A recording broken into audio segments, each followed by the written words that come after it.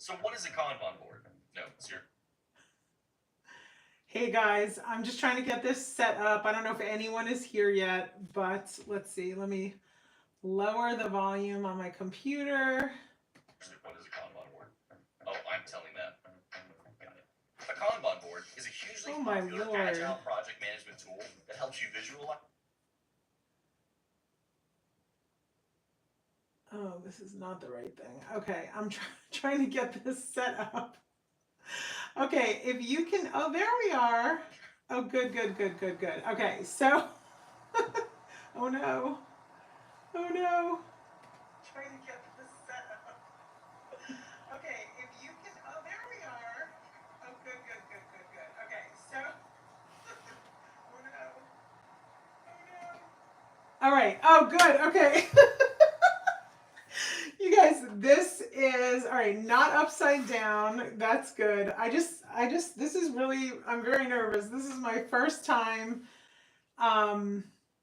really doing this planned in advance. I went live spontaneously a few days ago, but this is my first time doing this in advance, and I'm just trying to get everything situated. Hi, Northwestern Ohio.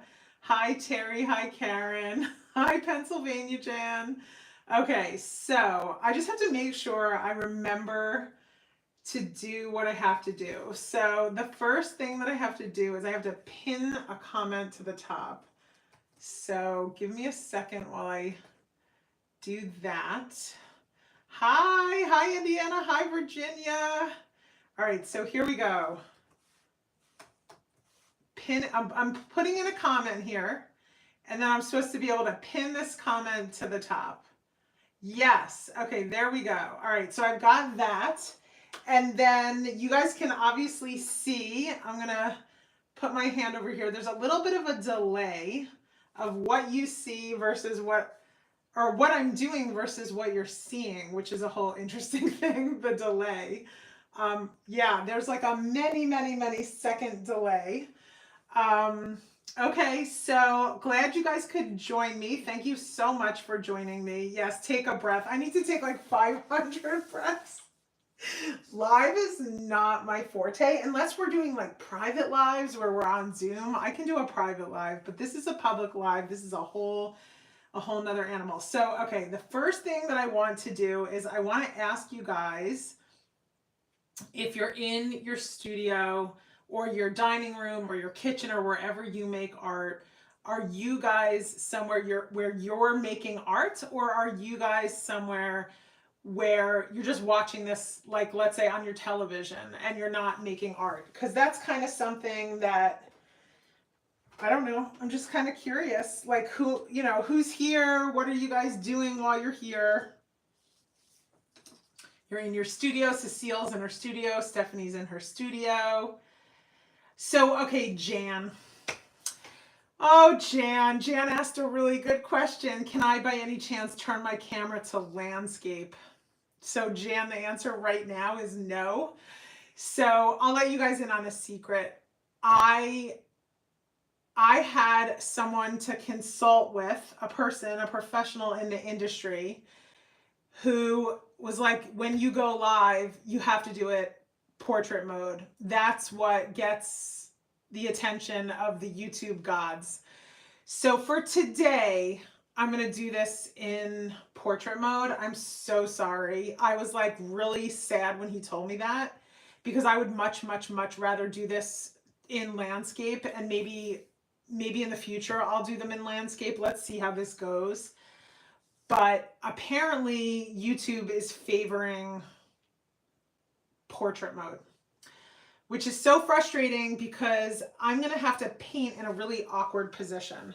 So, okay, Raquel's in the living room. V is on her phone, but doing it in her living room because her family's watching a soccer game, but we'll be painting. I love that.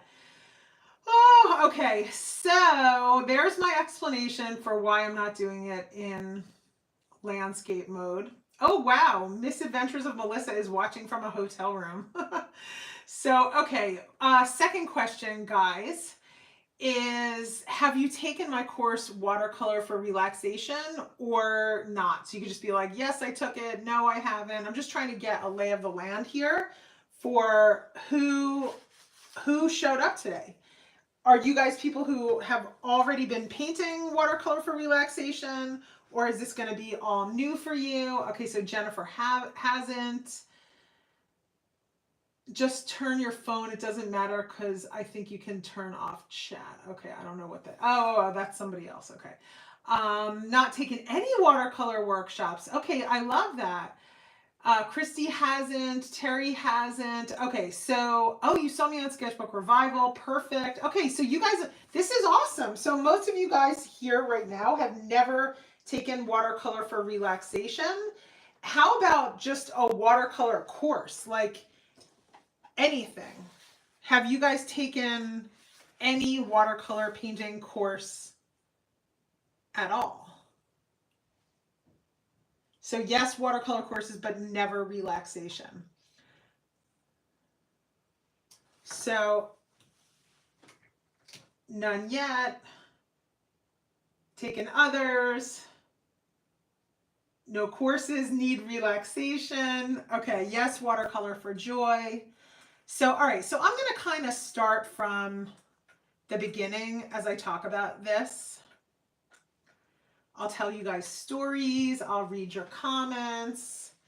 So I started watercolor painting a long time ago when I was in my early 20s and I was living in Los Angeles. And at the time, I was very interested in, ironically, like floral painting and painting fruit. I wanted to be able to paint fruit. I also, at the time, didn't know that I wasn't going to really enjoy realistic painting. So I tried my hand at painting still life in watercolor. Like, you know, the teacher would put out a glass bottle and I would be trying to paint glass and things that are kind of complicated. Also like making fruit look not necessarily totally realistic, but not unrealistic either. And I did that for a little while. I loved the feeling of painting with watercolor, but I was never really quite happy with my results until I started doing what I'm going to do here today, which is paint watercolor for relaxation. So after trying my hand at painting realistic watercolors, I ended up having my whole life sort of diverted unexpectedly into me owning a printing company. And we made really fancy, really beautiful custom invitations. So for weddings, bar mitzvahs, birth announcements, holiday cards, all that kind of thing. And I put all my crafty supplies away for 15 years while I own this company. And I just focused on digital typography. Nothing started with anything that we were just starting Handmade. But we were assembling a ton of paper products. So we would layer a lot of paper, we would die cut a lot of paper. So I was very into the paper industry. My business really grew out of scrapbooking, but I wasn't doing any watercoloring. And while I was working at this company, my own company, for 15 years, watercolor started emerging again as a trend. So it was very obvious that the trend was toward watercolor, leaf and floral, very abstract watercolor, leaf and floral. And at the time I was like, oh man, I used to paint in watercolor, but I put it away so long ago that I don't even have the confidence to even know really what to do with watercolor paint anymore. And at the time, I really loved the way watercolor looked, like watercolor illustrations. I really loved how it looked on invitations, but I didn't have any confidence or ability to paint watercolor leaves and florals like I do now, which is kind of sad because it would have been amazing had I had that confidence during the time that I owned that printing company.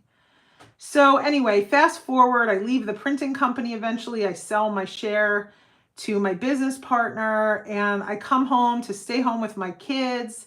And all of a sudden I see that there's been this gigantic rise in online art courses and that I could start picking up my watercolors again and really learning again from the beginning all about watercolor. And I was so excited that I started watercolor painting again, sort of with a vengeance. And I got really deeply into it. I did a few 100-day projects. At least one of them was completely focused on watercolor. And I basically I got retrained in how to work with watercolor. And I needed to figure out, like, what was it that I liked about watercolor? What did I like doing? And I found out that, again, I mean, I do love a good loose floral, but I also just love the act of mixing color and filling in basic shapes on a page. And just using the medium and playing with it. And that's how I sort of developed into someone who really just focused mostly on watercolor for relaxation. Abby's asking me, what state are you? I live in Ohio in the United States. And V is asking what brush I'm using. So I am using what's called a Yasutomo Fusion brush. And I did want to talk about the materials that I'm using, so I might as well start talking about that right now. So I'm painting in a sketchbook called an Etchr lab. So ETCHR lab, that's the company. This particular sketchbook is the Perfect Sketchbook Signature Series. That's the important thing. This is the Signature Series. And it says the finest watercolor sketchbook. And I actually do really like this. So this company reached out to me and said, hey, would you like to try our watercolor sketchbooks? And I was like hesitating because I really don't like commercially made watercolor sketchbooks. But I looked on their website and I was like, you know what? They actually have something that is interesting to me. And I had them send me a few of their sketchbooks, but the one that I was most interested in was the one that I'm working in right now, which is called the Perfect Sketchbook Signature Series. And this is their cold press. They have a hot press version and a cold pressed version. And the reason I was very interested in this, there's actually two reasons. One is that the paper itself has a decal edge on every page, and I really love the way that a decal edge paper looks. And the other thing is that it said that it was 100% cotton, high quality watercolor paper. And I thought, you know what? It's totally worth giving this a try. And this is only my second time painting in this journal, and I'm super duper happy with the results. I really like the paper. I like the decal edge. And typically, I think you guys know me for being someone who paints in journals that I hand make. And of course, I'm never going to stop painting in those. But I have a lot of people who take my courses who are not interested in making their own journal. They don't want to construct their own book. And I'm always looking for, okay, what can I recommend that they paint in if they're not going to make their own journal? Because when you make your own journal, you get to control what paper goes in it. So anyway, I don't even know who manufactures the paper that's in here, but it definitely is a high quality, nice watercolor paper. And I'm really enjoying painting in here. So, okay, so that's the paper story.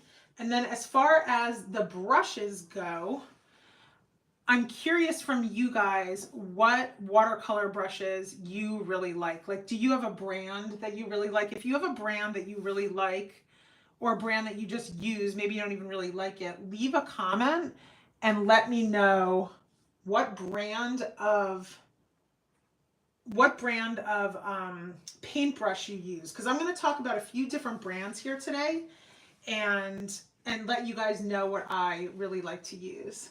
So Richinda Bates says that she ordered the Fusion brush on my recommendation and loves it. So that's my number one go-to brushes right now, are these Yasutomo Fusion brushes. And hi, Christine. And the reason I love these is because they allow me to paint very precisely. They hold a really good amount of water, and they have, like, I don't know if it's called spring. There's a name for sort of how the brush functions. And these brushes function perfectly for painting in detail. And like, this is a pretty large brush. This is a number 4, but it allows me to make very precise lines.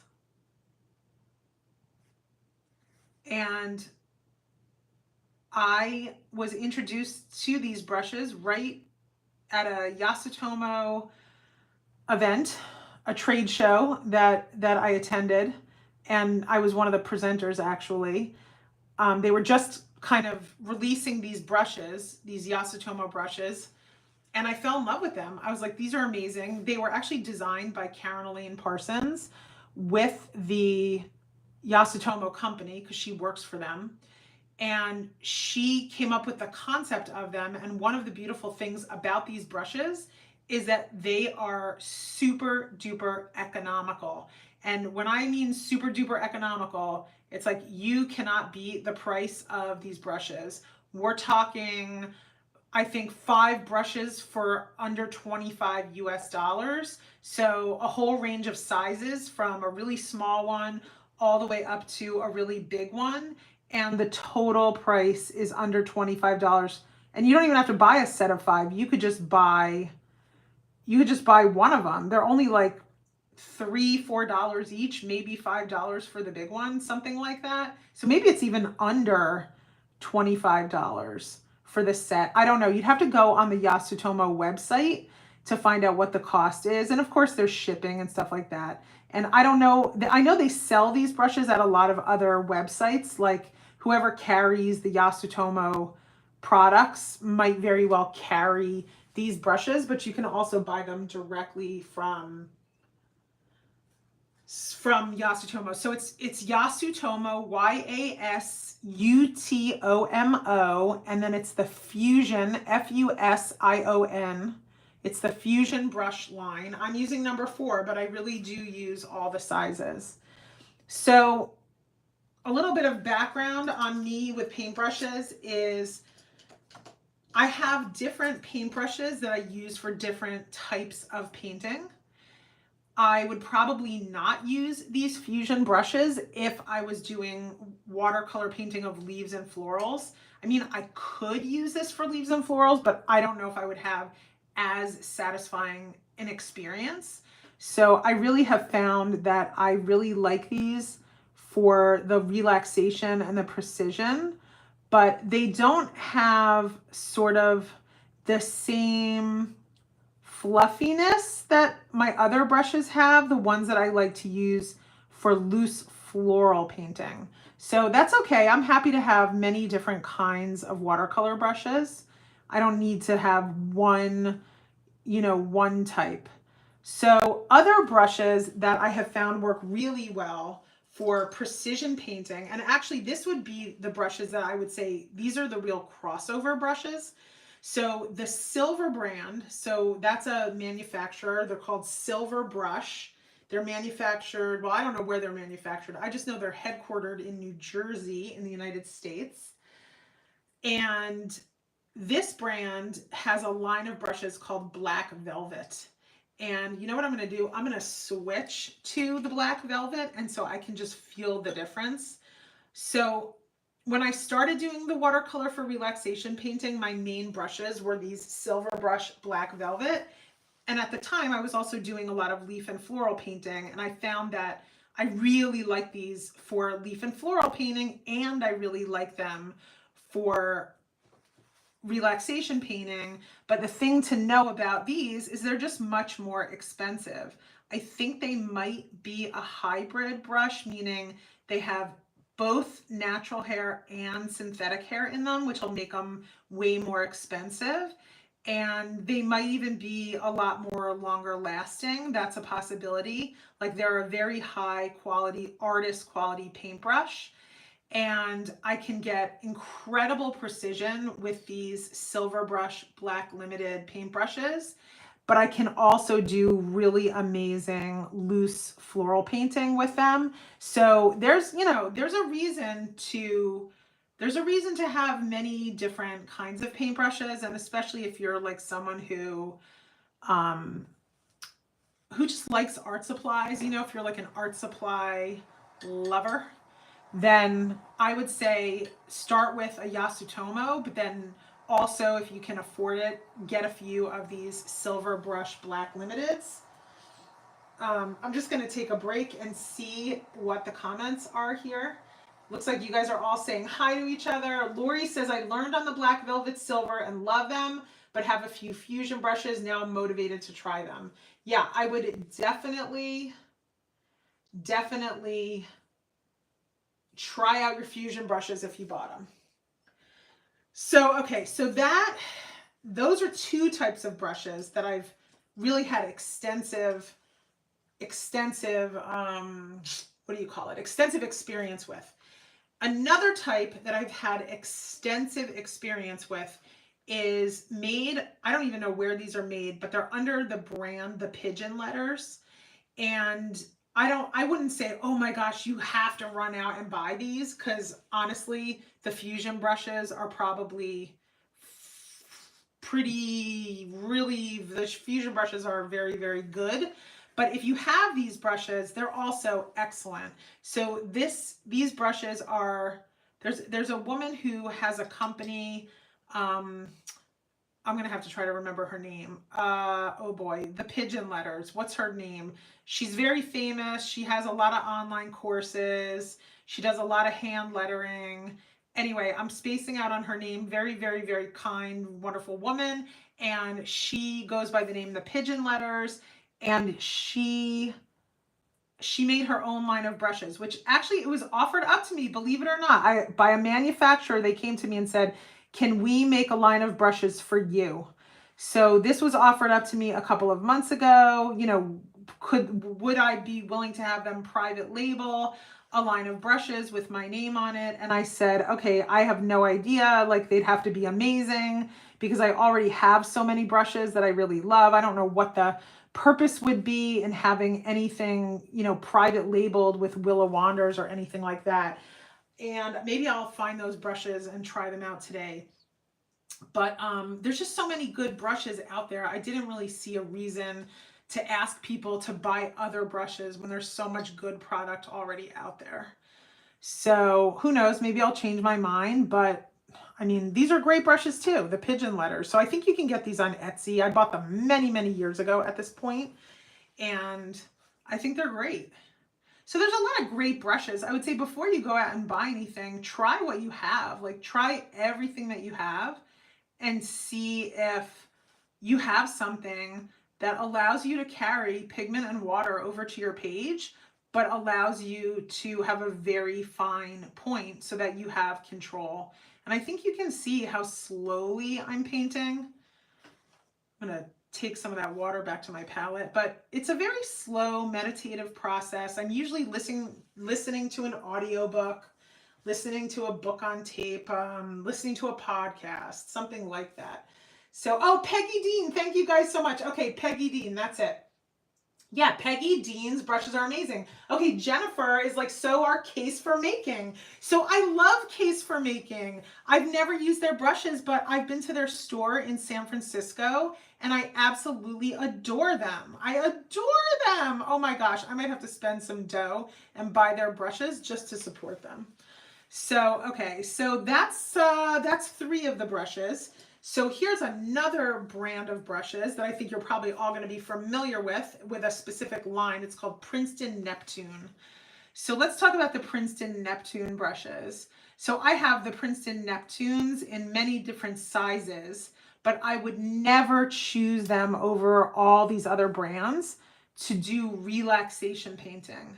I would choose them to paint leaves, like loose leaf and floral paintings, because they're extraordinary brushes, but they're very fluffy and they don't allow the kind of precision that I get with these other brushes. At least I don't think they do. I haven't tried them in a while, but I do remember trying them in the past and thinking, oh, I better get a different kind of brush. So that's the Princeton Neptune. But again, I highly recommend the Princeton Neptunes, but just for leaf and floral painting. So, okay, someone was asking about the sketchbook I'm using, Etchr Lab, the Perfect Sketchbook Signature Series. And these are not inexpensive. Like, I'm going to say that with shipping, they have a lot of different sketchbooks. Some are less expensive. This is their most premium sketchbook, and there's a reason why. It's got high quality paper with a decal edge. Oh, it's got a gorgeous, gorgeous leather cover that it comes, I think, in blue and brown, and it's just it's beautiful. It's a really nicely made book. So I'm really loving this color palette that's developing here. I made a little bit of a mess. I was trying to clean up my palette today because I was like being palette shy, and I was like, oh, you guys are gonna see how like messy my palettes are. But even though I tried to clean it up, I couldn't clean it up that much. I ended up making a mess. I was refilling my wells.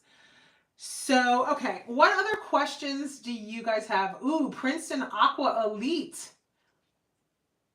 Never heard of that one. Sounds good though. It has a good name, Princeton Aqua Elite. So, okay, as far as what paint I'm using, I'm mostly using Renesans paints. So I'm a huge fan. I'm a raving fan of Renesans paints because they're artist grade. They have a really high pigment load and they are less expensive than other artist grade watercolors. They are made in Poland and I just love them. So, okay, what am I going to paint with now? I'm going to paint with Peggy's brushes for a little while.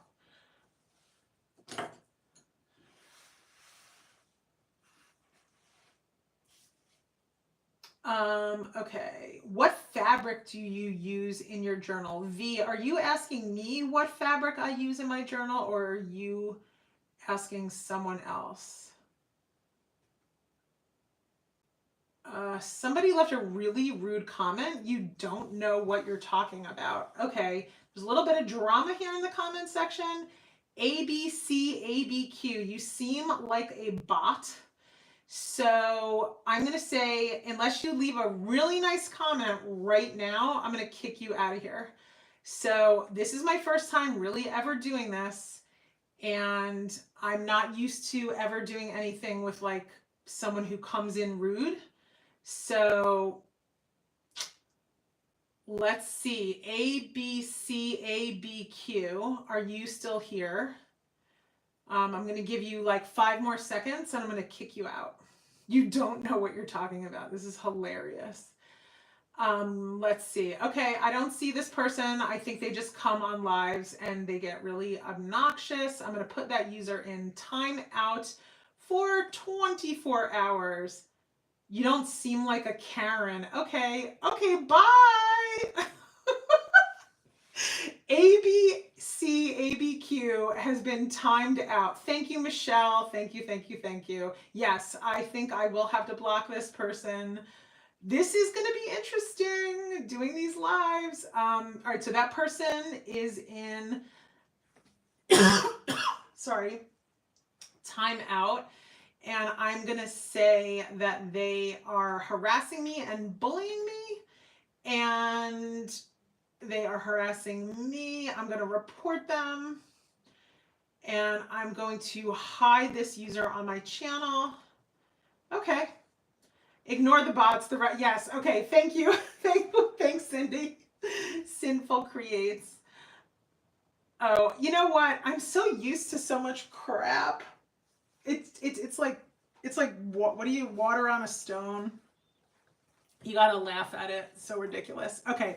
Oh my gosh, am I loving what's happening here? So I don't even think before I start painting necessarily like what color I'm gonna be painting in. I just start painting and I let it unfold. And what's happening here is this palette that's developing with these turquoises and these oranges. And I think I'm just gonna stick with it because it's so beautiful.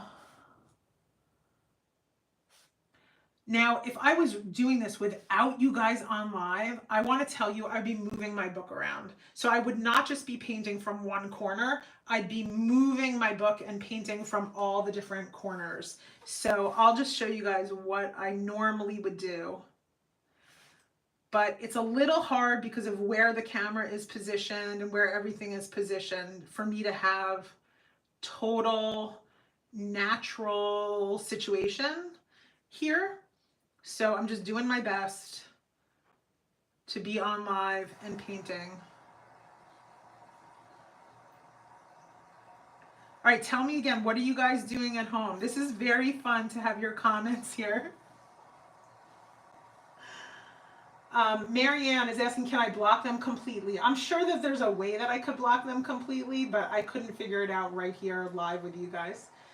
Oh, thank you, Joanne. She said I'm doing a great job. All right, I want to answer more questions. So if you have more questions, put them in the chat. I cannot say that I am going to answer every question everybody has, and I'll tell you why. I do have a paid course called Watercolor for Relaxation.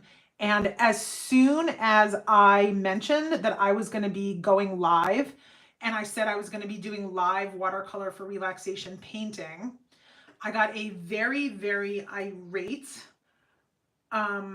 person who sent me a very long and very angry DM of how upset she was. And she said, you know, are you going to teach it all live on YouTube? And I was like, okay, no, I'm not going to teach it all live on YouTube. And I would totally understand why somebody would be upset about that. So it's not that I think she was wrong for being upset. It's just that she didn't really have she wasn't giving me any benefit of the doubt. First of all, the Watercolor for Relaxation course is enormous. There is so much in that course. There's no way I could teach live what I teach in that course unless you took, let's say, a 8-week course with me or a 10-week course with me. So I'm just here painting squares. This is not everything that is contained in my Watercolor for Relaxation course, I'll tell you that. But I'm just here to talk with you guys, show you guys some really basic relaxation painting, not getting into complicated patterns or how I make them, any of that stuff. Yes, so many people are on edge right now, myself included. I totally get it. For various reasons. I think that people are on edge for all different reasons. And I think that, you know, we should never assume why someone is on edge. But I agree with you. A lot of people are on serious edge right now.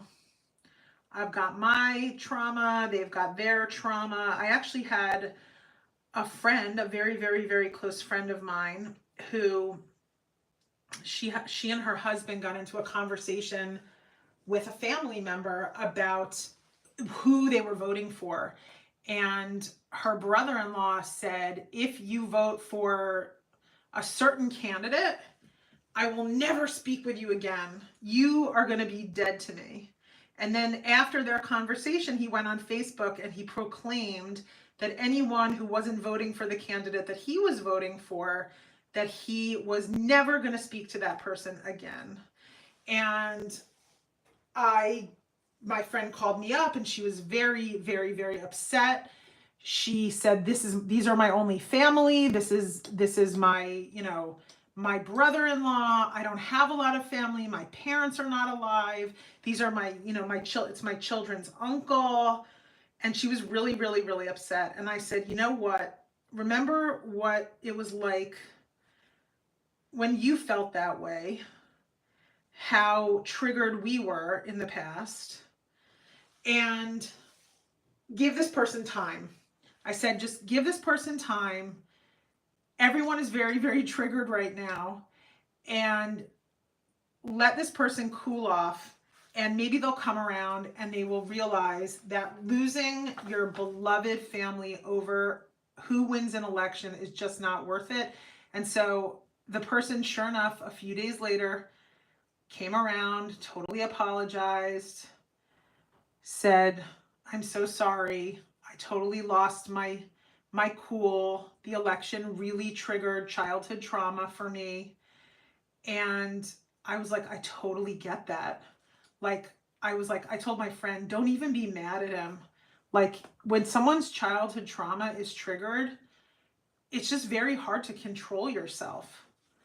And there's so many different things going on in the world right now that are so triggering that we just have to give each other like a lot of grace. I've spent the last like 24 hours popping off in my Instagram stories about something that's going on in Amsterdam because I'm so triggered by it. And I'm thinking as I'm doing this, I'm like, this is my trauma. I can't stop posting about this thing. I don't know what is wrong with me. I wish I could just stop posting about it, but I just could not control myself. I wanted everyone to know like what was going on and how scary it was and how it has to stop and how unfair it is. And I totally get it. It's like, we all have that. We all carry around whatever we're carrying around. And so I really just, I don't know, just want to give people grace for however they felt about this election in the United States, whichever side you come down on. I don't think anyone is racist or stupid for voting the way that they voted. And, you know, people would probably say I'm crazy for even talking about this because some people will literally turn on me just because I'm saying that we should give each other grace. I have so many people who I'm friends with that are saying that, you know, anyone who voted for the side they didn't vote for is stupid and racist and wants to take away rights and all of this stuff. And I'm like, wow, you know what? I know a lot of people who voted both ways and none of them are stupid and none of them want to take away rights. They're all good people just being, you know, forced to make a decision, and they're just making the decision that they feel that they can make. And so I don't know. I think we all got to be we got to start being a lot kinder to each other. But that's just my soapbox. You might feel differently. You might feel like you want to disown everyone who didn't vote the way you voted. I hope you don't feel that way. It's so not worth it. You only get so many like friends and family in your life. It's so not worth it. I believe me, I've been the one who threatened to disown in the past, and now I'm like, wait, why did I do that? This is so over the top. So not worth it. No, I didn't really threaten to disown. I just remember feeling like, how could my family member vote that way? Now I'm like, oh my gosh, everybody just has to chill out. Yes, Tracy, we have to come together. We must come together. It is time for us to come together. We cannot hold grudges about how people voted or think that people were stupid or racist for voting one way or the other. People of all colors voted all different ways. There was absolutely no, you know, consensus about that. People voted for, people have all different issues in their life. Some people are having a really hard time paying for their groceries. Inflation is out of control. It's out of control. And if you can't pay for your groceries, you might just vote based on that. You might say, which candidate do I feel is going to do better as far as inflation goes? And maybe that's like survival for you. It doesn't make you a racist. It just makes you someone who's having a struggle paying for your groceries. Anyway, just trying to get by here. There is enough room for all of us. There is enough room. Okay, will I write the watercolors I'm using? So I'm going to talk about the watercolors that I'm using. I can talk about each color, what it is, what it's called, but someone else is going to have to write it in the chat. So yes, it's mostly Renaissance. It's not all Renaissance paints. I do want to tell you guys that coming up toward the end of this week on YouTube, I have already filmed, edited, uploaded, and I'm ready to hit publish on a video about each of the colors that are in my palette. So all 10 of these colors and why they're in my palette. So it's not just what they are, but it's why they're there, how they got there. Because they're, you know, it's one thing to understand like, or it's one thing to know someone's colors, but it's a whole other level to know why each color got there. So I'm not going to go into gory detail today about what's coming up on YouTube later on, but I will tell you what every color is. So this is Opera Pink, the first one, all the way. Let's see if you guys could see this. I don't know. There's Opera Pink, which I use Daniel Smith, but you really could use many, many brands of Daniel Smith. My second one is called Permanent Magenta. Let me open up my little bag of tricks here.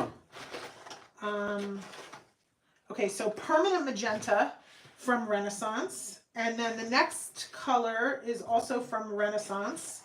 It's called Transparent Gold Ochre. And then, yes, let's come together through art, Maggie. Okay, so Transparent Gold Ochre. Then we have Transparent Yellow. And then I've got Naples Yellow Reddish, which got added to this palette after I filmed Watercolor for Relaxation. It was a color that I was playing around with and I turned into a color that I just really like to have, so I kept it in the palette. That's Naples Yellow Reddish. And then we've got green, what's it called? Golden Green by Renaissance. So the first one, the first color I mentioned, Opera Pink, that is not, Renaissance does not have an Opera Pink because Opera Pink is not a light, fast color. So the rest of them, well, not the rest of them, but most of the rest are all Renaissance. You can get them from A Little Creative. So go online, alittlecreative.me, like www.alittlecreative.me. There's a coupon code, Willa10, to save 10% on anything in her shop. So Willa10. And so if someone could put that in the chat, Willa10, WILLA 10. So, okay, back to the colors. Golden Green is my next color. And then after that is a color that is weird, but I love it. And that's why I have it in the palette. Just like the Naples Yellow Reddish is what I would consider a little bit of a weird color. This blue color, this blue-green color, is what's called a Japanese watercolor, a Gansai Tambay watercolor. And oops, I just stuck my hand in my watercolors. Okay. This color is number 10 of the Kuretake Gansai Tambay. And I'm sorry, did I say 10? It's number 50. Okay, this is number 50. And you can buy it on all different websites. You can buy it from Yasutomo. You can buy it from Jet Pens. There's a lot of websites that sell these. They're very, very economical. It's about $2.50 for this small little one. And then Yasutomo sells a big one. But it also goes under the name Malachite. And I think it's a glorious color. And so what I do is I spray in here. And then I just let it sit for a while. And then I pour it into my palette. So I pour the wet paint right from here into the well of my palette because I love it so much. And I buy them in bulk, or I buy the really big one from Yasutomo, and I just always keep it in there. And then after that, I've got two blues. So, whoopsies, just shook the camera. Okay, my blues are Helio Turquoise, Helio Turquoise, Helio Turquoise, also from Renesans. And then phthalo blue. Phthalo blue. So those are my two blues. So interestingly, if you're just talking about my primary colors, for my red is that purple magenta and my yellow is transparent yellow. And then instead of having one blue, I have two blues because I like to mix a lot of different greens. So having two different blues gives me the ability to mix many different greens. And then my final color in my palette is black. And I do use Renesans.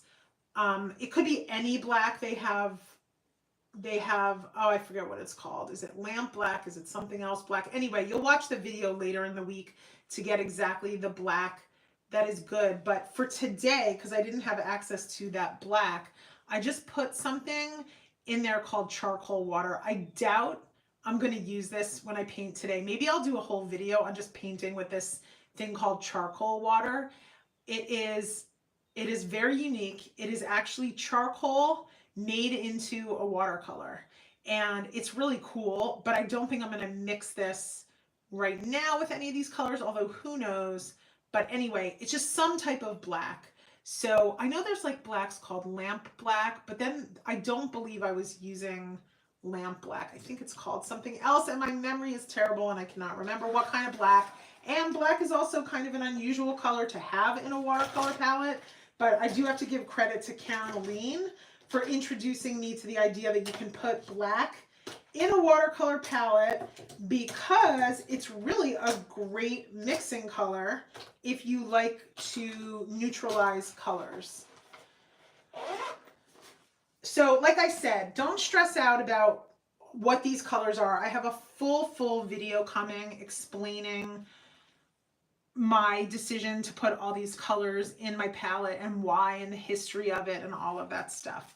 And that will not be a live video. That'll be a pre-recorded video that's coming pretty soon. So hold on for that. Hold on for that. So is anyone painting watercolor for relaxation right now in their home space? Or are you guys working on other projects? Hi, Lisa. Thank you to everyone who is leaving comments and helping to answer questions and all of that stuff. So I'm just going to kind of go back to, because I know we're probably going to get like new people coming on every few minutes, but I'm just here painting watercolor for relaxation. I use this practice for a few different reasons. One of them is because I find that it calms my nervous system. That's probably the main reason I do it. It also makes very pretty pictures, and I do it pretty much exclusively in journals because I don't want to have a bunch of loose watercolors floating around. And I do it a lot. I do it for hours on end. I could show you guys different journals later on while we're on live. But this is just one way of doing it. It's just like free form squares and rectangles. And it forces me to slow down. It forces me to pay attention. It gets me moving with the water and the pigment, which I love. I love the way that it feels. And I like the surprises of the colors that are created. I don't mind messy, neutralized colors. I actually quite enjoy them. So I don't actually pick up water with my brush while I'm painting very often at all, unless my brush gets really dry.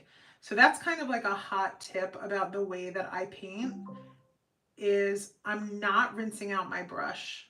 So when I've seen other people paint with watercolors, they are constantly rinsing pigment out of their brush so that they can pick up another color. And I pretty much will never do that because I want the colors on my page to really harmonize with each other. I like the way that that looks. and I don't mind when colors are kind of funky and muddy. And so I don't rinse it out.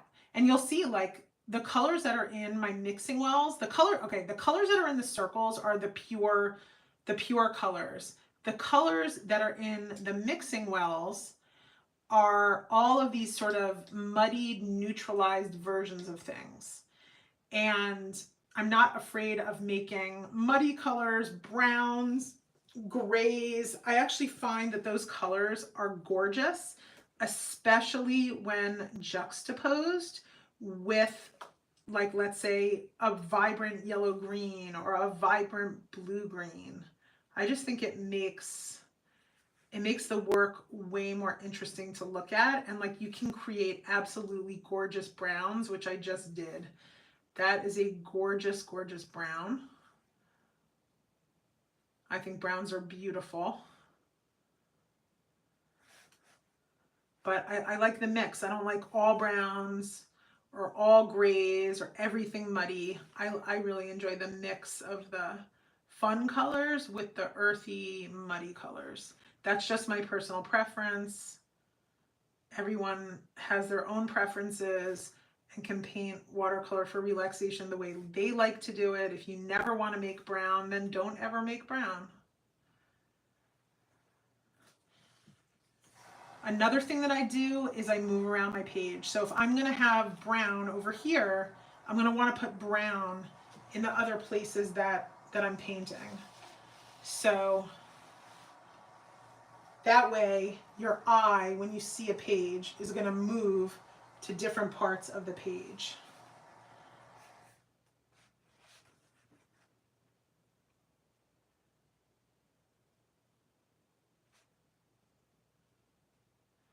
It also does kind of speed up the process. Not that I'm looking to speed up the process, but it's like when I find a color that I really like, I'm going to put it in a lot of places.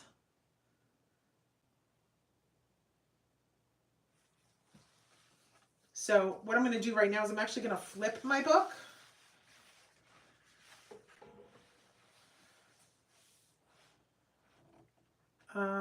Yeah, that way I have a little bit more access to this corner over here. But I'm loving the palette that is developing. Like I said, it's always a surprise. I just start painting and I see where it goes. And sometimes it's not as successful as others.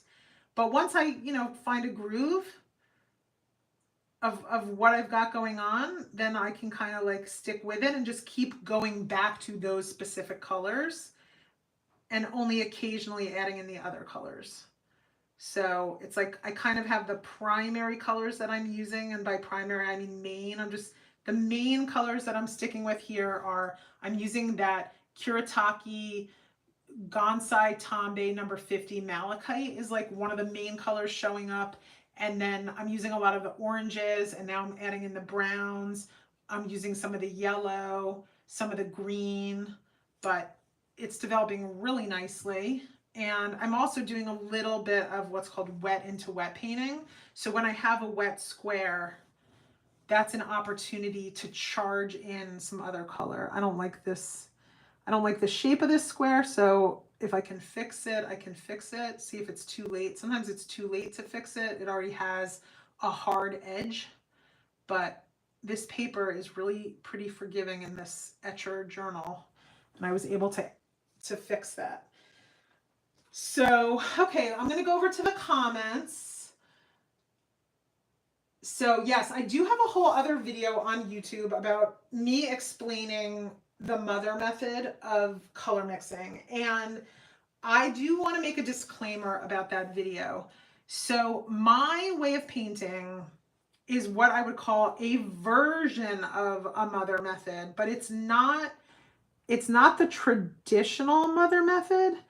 And the traditional mother method would employ one mother color that you mix into all your other colors. And that's a great method if you paint with acrylic paint, because you can have a mother color. So it's just like a neutral brown, a neutral mud, a neutral tint in watercolor. It's called a neutral tint. So it's a color that you mix in with all your other colors and it harmonizes everything. So that's the traditional mother method. So I do something that's like a little offshoot of the mother method, and it's like I still call it the mother method, but I maybe should have a different name for it. But it's kind of like my mother method, and it's basically that I'm mixing all of these colors together and I'm not ever cleaning my brush. And what ends up happening is that the colors become harmonized just by virtue of the fact that I'm not cleaning off my brush and I'm just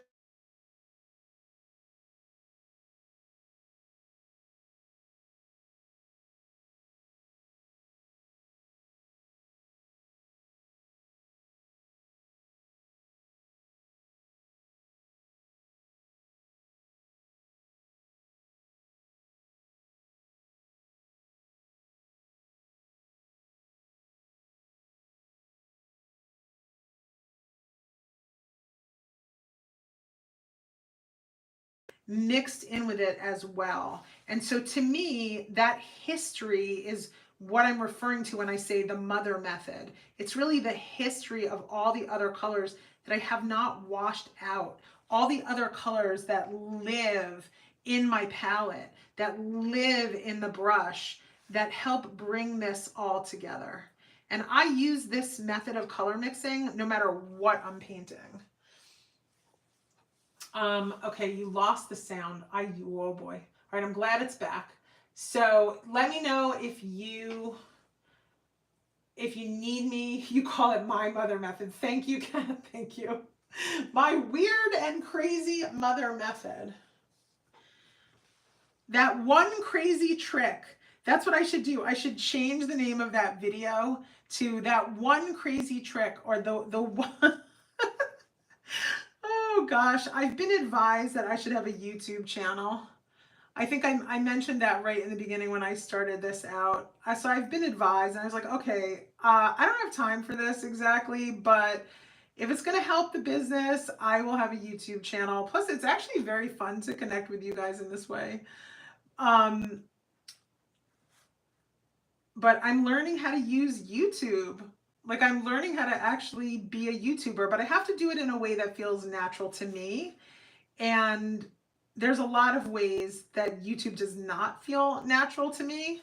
So doing a live actually feels much more natural to me than creating original courses for YouTube, because I'm so used to creating courses the way that I create them with Teachable, which I love, and I can put like all of my heart and soul into them.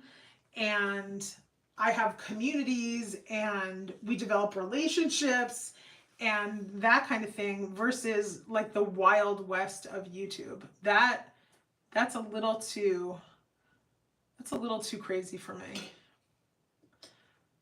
It's like YouTube is just too big. But I can have a little tiny corner somewhere on YouTube right here, going live, painting watercolor for relaxation.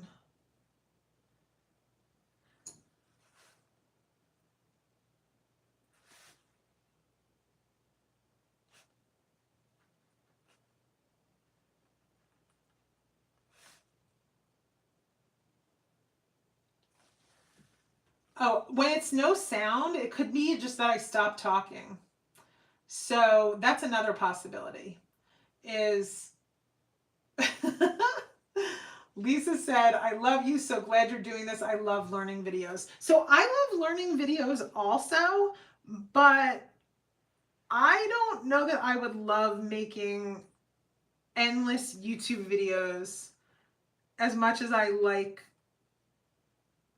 creating a course on Teachable and having that course live as a complete course in its own space on Teachable, where people can do the whole course. YouTube is so different. People are not delivering long courses. It's like I mean, maybe some people do, but there's no community necessarily built around it.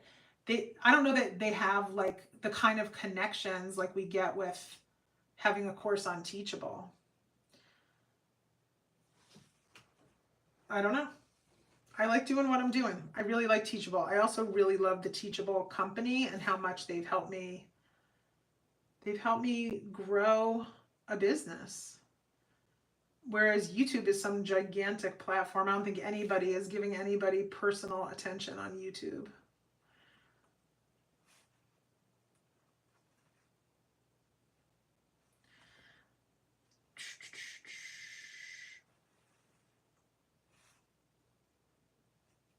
So I have no idea because I've not done this. This is my first real official long YouTube live.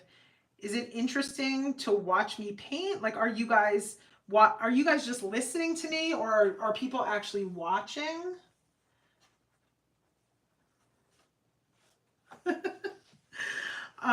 Like, are people actually watching the paint as I'm putting it in here, or is it more like you're just listening to me talk as you guys go about your business and make arts and crafts, which of course is perfectly wonderful. Nobody has to watch me do this. Both, yes. All right, Mary says she absolutely loves just watching. So, lot to learn here. Lot to learn. Okay, so Grace says she's watching me paint as she can't make these lines. All right, so that was something that I definitely thought was going to be a topic that would want to be discussed. And I'm going to say I think that a lot of this just has to do with muscle memory. It's just painting a lot of shapes really slowly. And the only way you can develop the muscle memory is just doing it. And even if you mess up, you just don't give up. Again, nobody has to paint this way, but if you wanted to, I think people could develop the muscle memory. And you see how slow I'm going. Like, nothing about this is fast. And I've got the right brush. You know, I've got many different brushes here that I showed you guys in the beginning. But I'm using a brush where I have a lot of control, and I'm going really slowly. And I'm even doing this, you guys, in the most awkward positioning. Like, I can barely even see what I'm painting here. I don't even know what this is going to look like when I come out of this video. But I'm over down on the left corner, like all the way down my desk.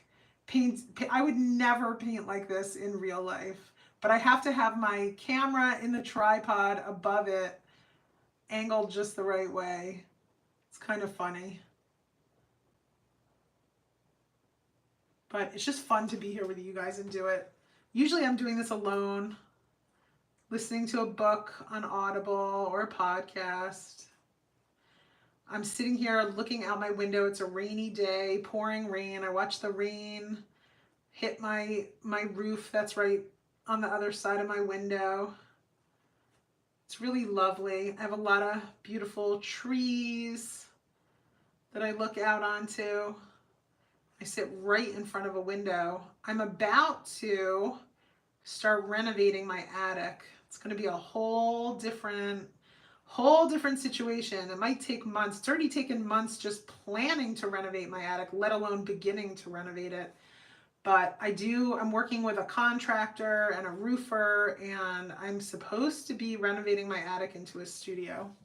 So it's funny because I never thought I deserved such a special studio until somebody pointed out to me. They're like, Wendy, if anybody deserves an art studio, you do. And I was like, what? I never thought I deserved an art studio. Oh, thank you, Stephanie. She said she just discovered my podcast through Fodder Challenge and she's addicted. Thank you, thank you, thank you. I'm genuinely a curious person, and I love to hear about other people's life experiences. So if you saw, I just picked up some pigment out of the permanent magenta, but I mixed it in with that brown color that I had already painted in here. And that's how I know I can guarantee it's going to harmonize.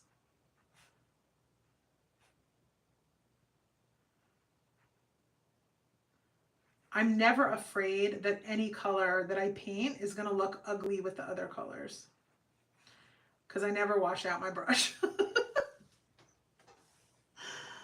Oh my God, Marie is here. Okay, so Marie and I go way back at this point. Marie and we have history together now. Marie. Okay, so Marie just got back from Paris. It was so fun watching Marie's trip to Paris on Instagram.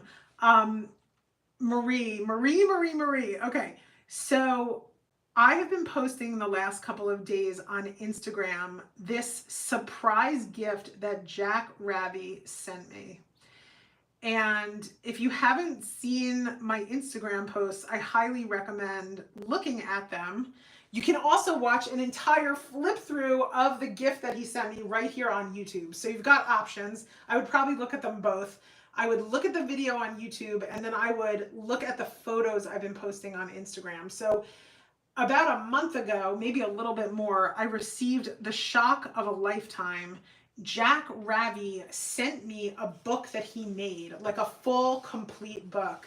And the subject of the book is Anne Frank. And I don't think I have to explain who Anne Frank is.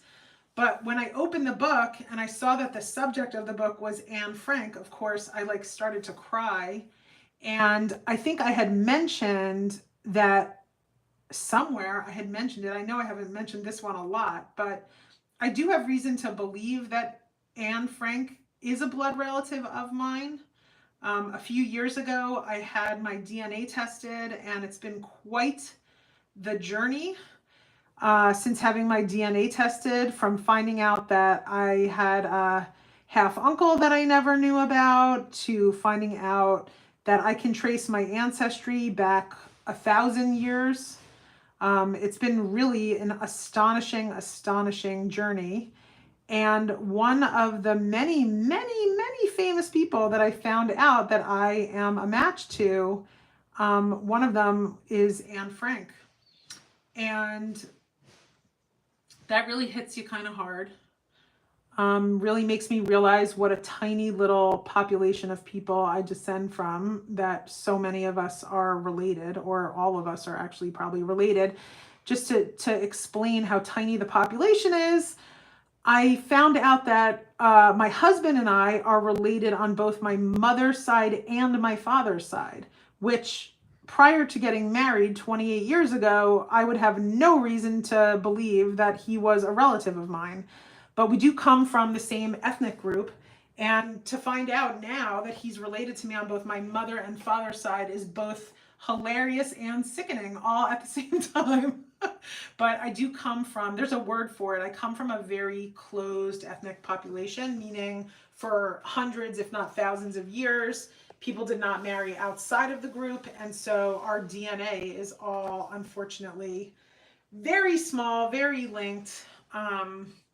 Yeah, so that was quite a shock. Yes, Jack's book is amazing. Jack's book shocked me because it was a surprise. I did not know that Jack had made this book. I did not know that he says he made it for me. I almost doubted. It's like hard for me to even believe he made it for me, but he wrote me a letter that came with the book and said, hey, I made this book for you, and I made it when I was on an art retreat in France.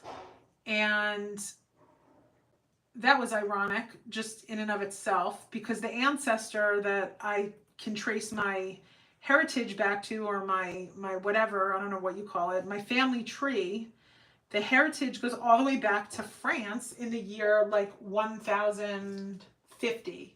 So Marie, isn't that crazy?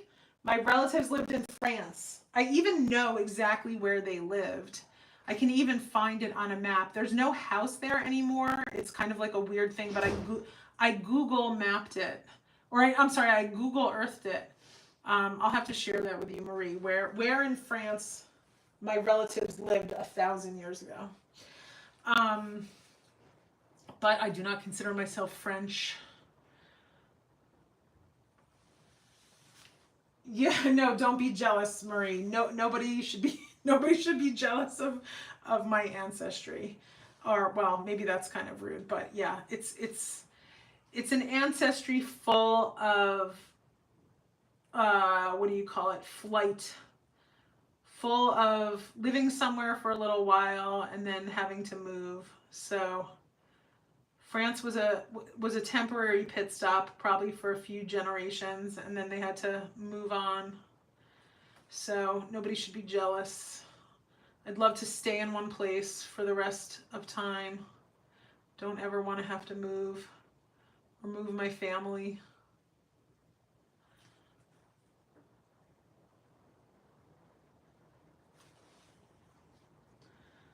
Oh, Beth Rosenthal.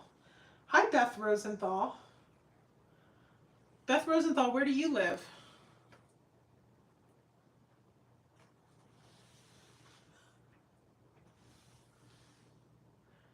I think I know at least 3 people named Beth Rosenthal. Are you my friend, Beth Rosenthal?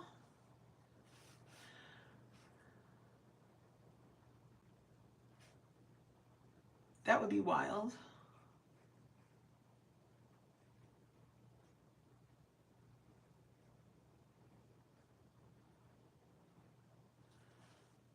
Oh! Beth, you're here watching me paint. So, okay, now that I have a real life friend on, Beth Rosenthal is my real life friend who literally lives like a stone's throw away. So I could probably look out one of my windows maybe and see her house. We live so close to each other. Thank you for joining me, Beth. How did you even know that I was doing this? Now it's like, oh my God, the pressure's on. Someone who knows me in real life is here. It's so different than just talking to people who live far away. Kathy, oh my God, Kathy from New Zealand is here. Kathy, welcome. Kathy, let us know what joyful thing are you going to be working on while I am watercolor painting for relaxation? I don't know, Kat, are you asking me where? I live in Ohio, so I live in a town called Shaker Heights, and I live right on the edge of where Shaker Heights meets this other town called Beechwood, and that's where Beth lives. She lives in Beechwood, and yeah, we live in Ohio. We live by Lake Erie, one of the Great Lakes. Got a lot of water here. It's pouring rain.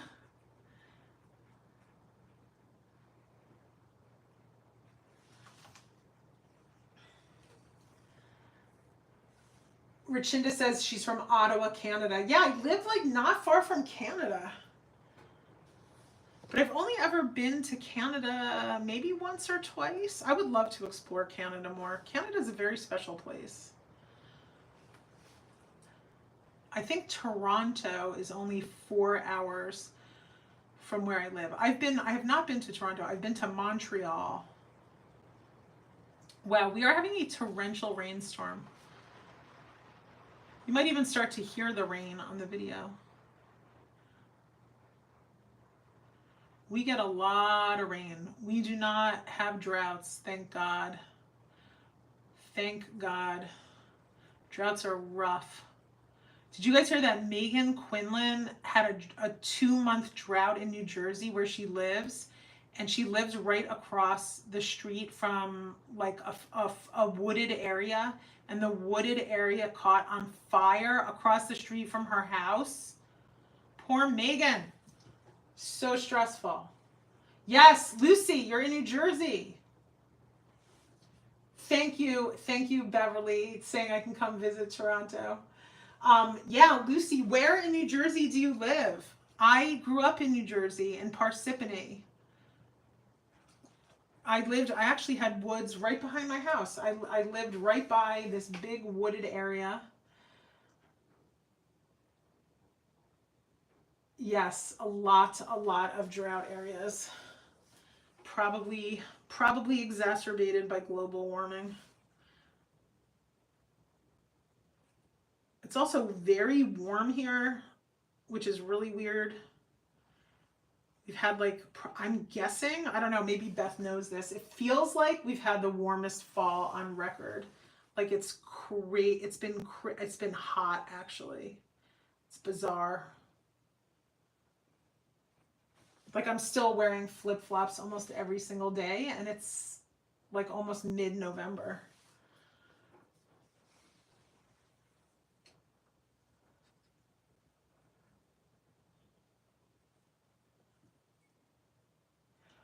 Ursula's here. Ursula's in the house from Northern Germany. I love that. Oh my gosh. Hi, Ursula.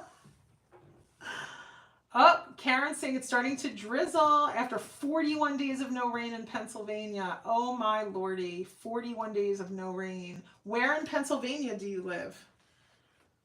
Where in Pennsylvania? Pennsylvania's a pretty big state.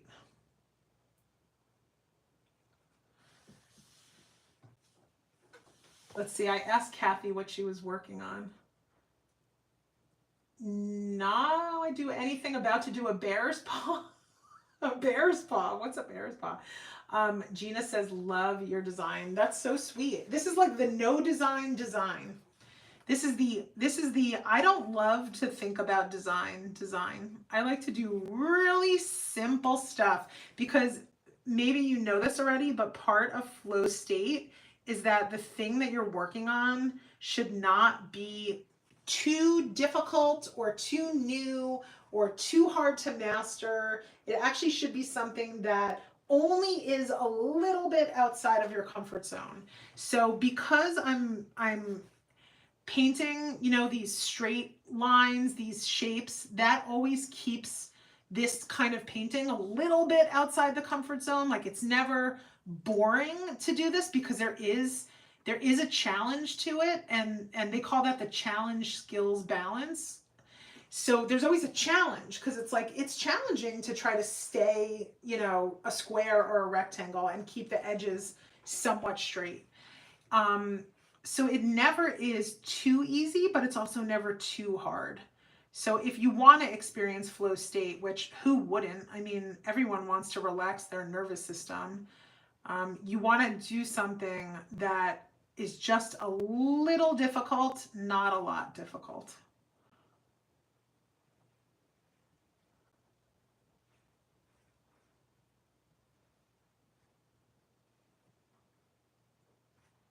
And if you're worried that there's no sound, it's just me not talking. It's hard to fill sound.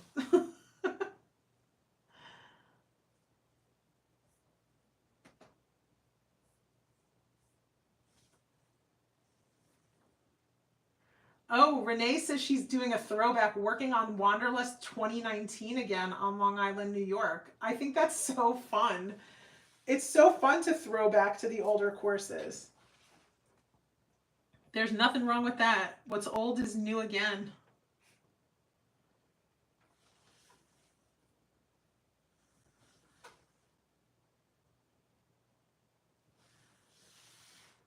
Kathy says New Zealand is the last month of spring. New Zealand is in the last month of spring, so starting to get really nice weather now, so nearly time for flip-flops. Jandals? What's a jandal? Oh, Patsy from Alaska is here. I've never been to Alaska, but it's on my bucket list. Not that I ever really go anywhere.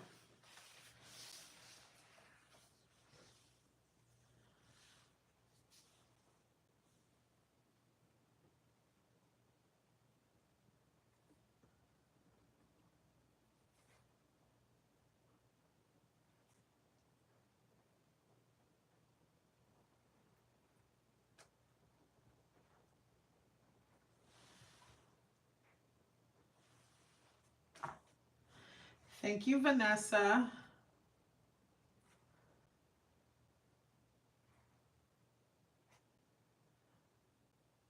All right, how many people here are brand new versus you're here because you got my email saying, hey, I'm live on YouTube right now? I'm so curious. Is anyone here like, wow, I don't even know who you are, Wendy. I've never heard your name, never seen anything from you, but I found you somehow because of this YouTube live thing. I'm very curious if we will find new friends on YouTube lives. Oh, a lot of people got the email. Oh, Aardvark. Aardvark says I found you. Okay, we need to get to know Aardvark. Aardvark ZA, where do you live? Oh, Gina Davidson says hardly know you, found you on Insta. Sally found me through Sketchbook Revival. Oh, Aardvark, you live in Ohio. Where in Ohio? I live in Shaker Heights, Ohio.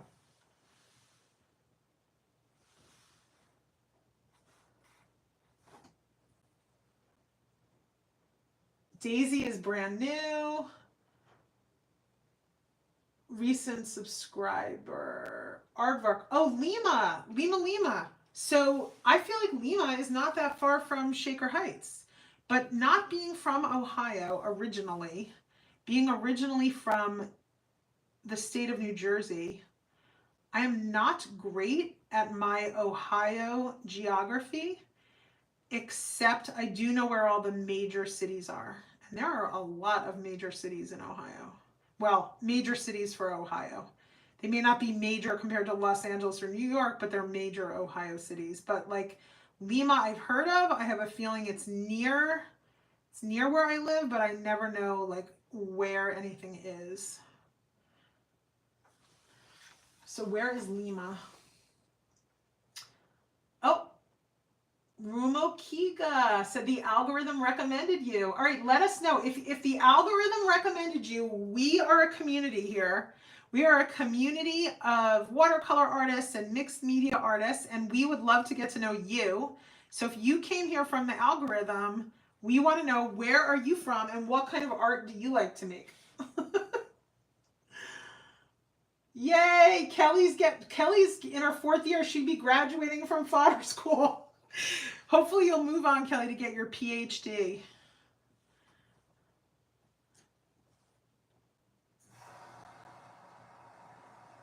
Ooh, Ursula asked a good question. She said, Aardvark, are you the lady with the outstanding quilts? Tell me about the outstanding quilts. I would love to learn how to make quilts. After I retire, maybe I'll get into quilt making. What do you think about that as an idea? Bye, Tracy. Have fun with your husband. So, all right, quilt making. We did a lesson on block printing your own fabrics in Fodder School 3. It was our August Fodder School 3 project with Yatunde Rodriguez. And I knew I was going to love the lesson because I've always wanted to block print my own fabrics. And I did like a impromptu quilt with my block printed fabrics. And I was like, oh man, this could get addictive. This could be amazing. Like block printing your own fabrics, which is ridiculously time consuming, but then turning them into quilts. I mean, it would be the most ridiculously time consuming hobby in the history of ridiculously time consuming hobbies. So I can't embark on it now, but it's like a future vision. A vision for another phase of life. Not to be done now, but maybe in the future.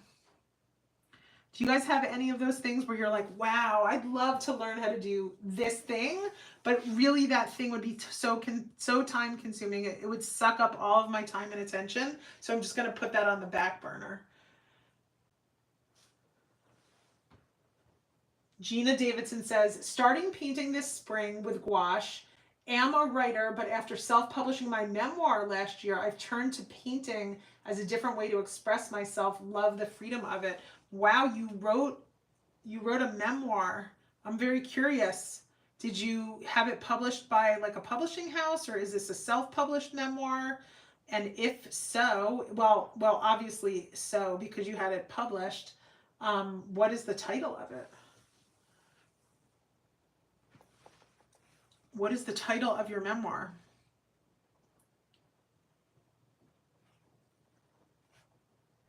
Bye, Jan. Have fun. You got to go online Christmas shopping? Hilarious. All right. Thank you for joining us, Jan. Thank you. Thank you. See you at the next live.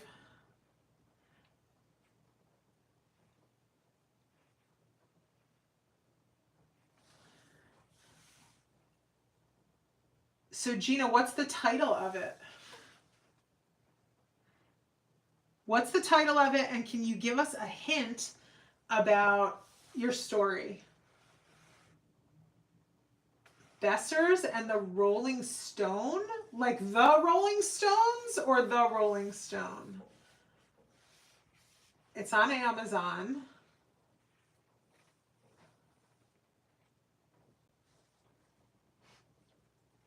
All right, I'm curious.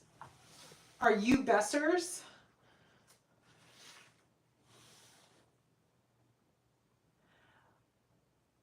Sensible Creation Sister says, how often are these lives going to come? Well, that's a really good question.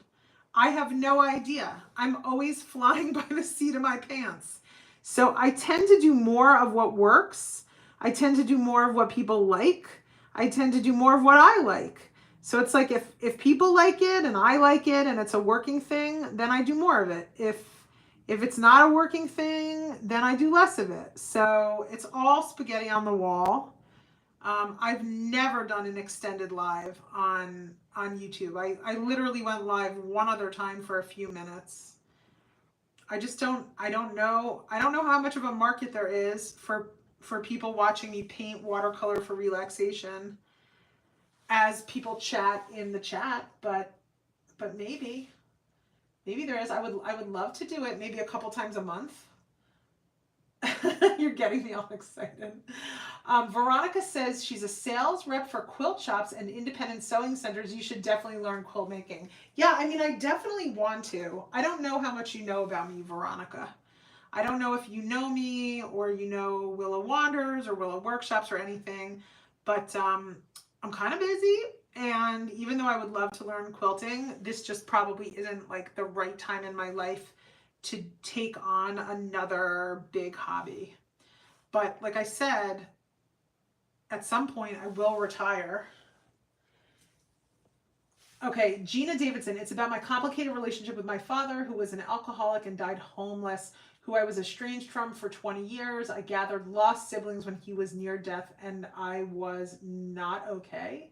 I was knock. Wow. Sounds like a really interesting story, Gina. I have a lot of alcoholics in my life, most in recovery. Grateful recovering alcoholics. I'm sorry that your dad died homeless. Alcoholism is very, very prevalent and very, very difficult. Oh, Karen just said, I will be reading Gina's book, Bessers and the Rolling Stone. I love that. Oh, next of kin. Oh, you were next of kin. Oh, Kathy said, Wendy, you are already quilting. Your Willa journals are a form of quilting. Kathy, you are so right. You are so right about that. And I forgot about that. And wow, you are right. I do love me some quilting. I do. I am on the side obsessed with quilting. I would love to make those Willa journals, a lot more of them, but again, time is limited. Time is limited. But yeah, do I love that? I don't know what kind of quilting you call that, Kathy. It's like, it's not traditional quilting. It's like I don't know. It's a different kind of quilting. Here, I brought some of my Willa journals. What did I do with them? Oh, I thought I had them here so I could show you guys. What on earth did I, oh, here they are. Okay, so Kathy is so right. Here, I do quilting. So, for the person here who works in a quilt store, what do you call quilting that does not have the fabric like under the other fabric, but it's got all the loose edges? Is this called a crazy quilt? But I like to hand decorate fabric. In fodder school, we call that collage fodder. So I like to make my own fabrics or my own decorations on fabrics and then piece them together and create handmade journals out of them. So here, I might as well talk about this right now. Since we're talking about quilting, Kathy, thank you. It's too funny.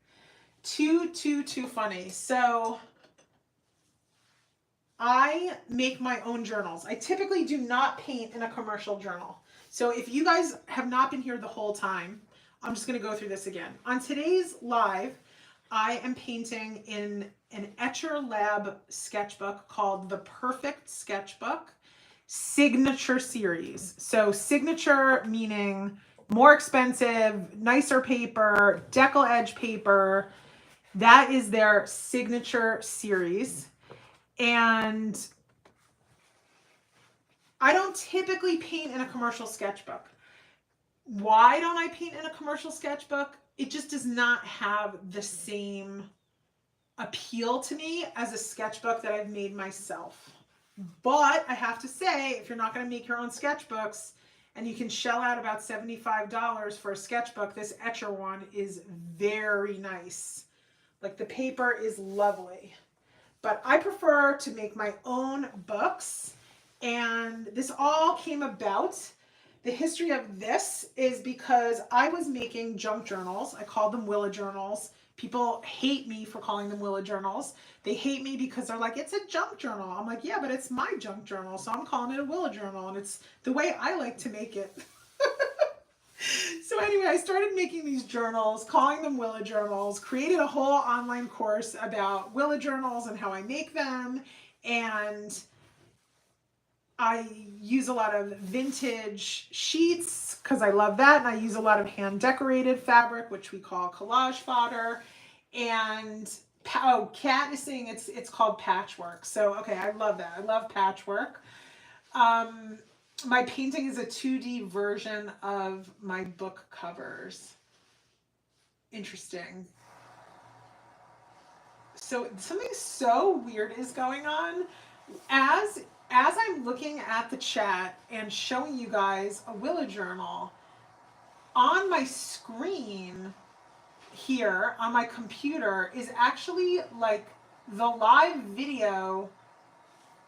Okay, what is going on? It's the live video from like way earlier in this live.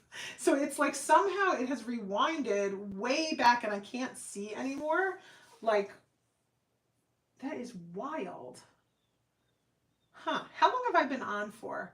Oh my gosh, I've been on for an hour and a half. That's cray-cray. All right, anyway, I'm just gonna keep going with this. So I can't see anymore what's going on, but I can see the chat. So, all right, can you guys see? Let me know in the chat if you can see an actual journal in your screen. If you cannot see a journal in your screen, then I'll come back next week and we'll just talk about, okay, good. Kathy's saying yes. Okay. So I make these books. They are based on junk journals. I call them Willa journals because I do. And I've got a course on my platform. My platform is called Willa Workshops. And I've got a course called the Willa Journals course. And it was a very wonderful, typical junk journaling course where I make what I consider to be a unique cover. And after I made a ton of these Willa journals, these junk journals, like I made like 50 of them or 100 of them, I was selling them to people all over the world. I started making them with just quote unquote watercolor paper. Oh my God, Kathy's saying it's the best course she's ever done. I definitely put all my heart and soul into that course. I believe those journals are amazing. I do think that there's something unique about them. I do think that I had an original spark of something about what I put in my junk journals that makes them unique. But again, like I said, I got a lot of hate. I got a lot of hate for that. So, okay. So one day I was like, I want to put watercolor paper in my journals because I love watercolor painting. And you know what? There's a journal that I would love to show you guys, but the next time I come, I'm going to paint in this other journal because it's so gorgeous. And if you don't have a journal like the one that I'm going to paint in the next time I do one of these, I really want to come show you this other journal because it's like, It's a mashup of a watercolor journal and a junk journal, and it is so gorgeous. So anyway, so I was like, I need a journal that only has watercolor paper in it. So I bought a paper on Amazon, and I made a journal with only that paper, okay? And then I figured out pretty quickly that the paper that I put in the journal was kind of like not very desirable watercolor paper. Like it was just less, it was less pleasurable than I had experienced using other watercolor papers. Let's just say it's an inferior watercolor paper. Some might even say not even usable exactly as watercolor paper. But the beauty of the paper is the decal edge. So thank you, Ruth. A Willa journal does sound so much better than a junk journal, especially when nothing in it is really junk. I was putting my own original art in it, and, you know, ephemera that I really loved, and mixed media papers that I really loved. It was like an art journal that somebody could then come into and add their own art to. So yeah, I got a lot of hate from the junk journal community. Anyway, so I really love this paper because of the decal edge, but I didn't love the way that the paint worked with the paper. So I ended up figuring out that I could fix the paper, which is what I go into in the Willa Journals course, plus a million other things that I'm not going to go into on a live because it is my course. And again, like I mentioned in the beginning, I could have some people be like, I'm really upset because I feel like you're giving away too much for free. So anyway, so I'm going to limit all the tips and tricks, but yeah, so this is a Willa journal with just this decal edge watercolor paper that I can't even tell you. I'm happy just looking at this journal and touching it. Like the number of hours of relaxation that have gone into this journal, the number of hours of relaxation painting that have gone into this, just this one relaxation journal, I probably painted in, you know, every couple of days or weeks or whatever it was, every time I picked it up over the course of many years. And I think because the effect on my nervous system is to relax it so much, just touching the journal and looking at it and going through the pages, it makes me so wildly happy to see it and experience it, even though I'm not actually sitting here right at this second painting. It's just like somehow the energy that is contained within it is enough to just bring my nervous system back into like a state of calm. So another thing that I really love to do is hand lettering. And so you'll see that a lot of my work also contains a lot of hand lettering, and I do my hand lettering in a very relaxed and easy way. I also have a course about that called Love Your Imperfect Letters. And I just really have always loved hand lettering. It's been something I've done since I could learn how to write in kindergarten. And you'll just see a lot of that show up in my work. Oh, look at that. Okay, see, there's a lot of hand lettering. This is one of my favorite spreads that I have ever done. I have yet to have a full-on course on leaf and floral painting. And one of the things I was thinking about is maybe to come and do a lot more like leaf and floral painting on these YouTube lives, because I do have a course called Willa's Leaves and Florals, but it's not like all my other courses. It's not something that I poured months and months of time into. It's just kind of like a quicker mini course. So anyway, so here's a watercolor for relaxation painting that I never even finished. Gotta love that. So I can always go back there. Here was one that I didn't end up loving, because you don't end up loving every one of them. I do love this one though. I love that one. I love this one. Maybe what I'll do is I'll come back and I'll recreate a lot of these paintings live with you guys. I don't know. Is that a little crazy? Who knows? Who knows? Here's a lot of lettering. Oh, more lettering. I like to get a lot of quotes from Stoics. Stoicism has really helped me calm my nervous system a lot. More letters, more florals. There's kind of things that repeat.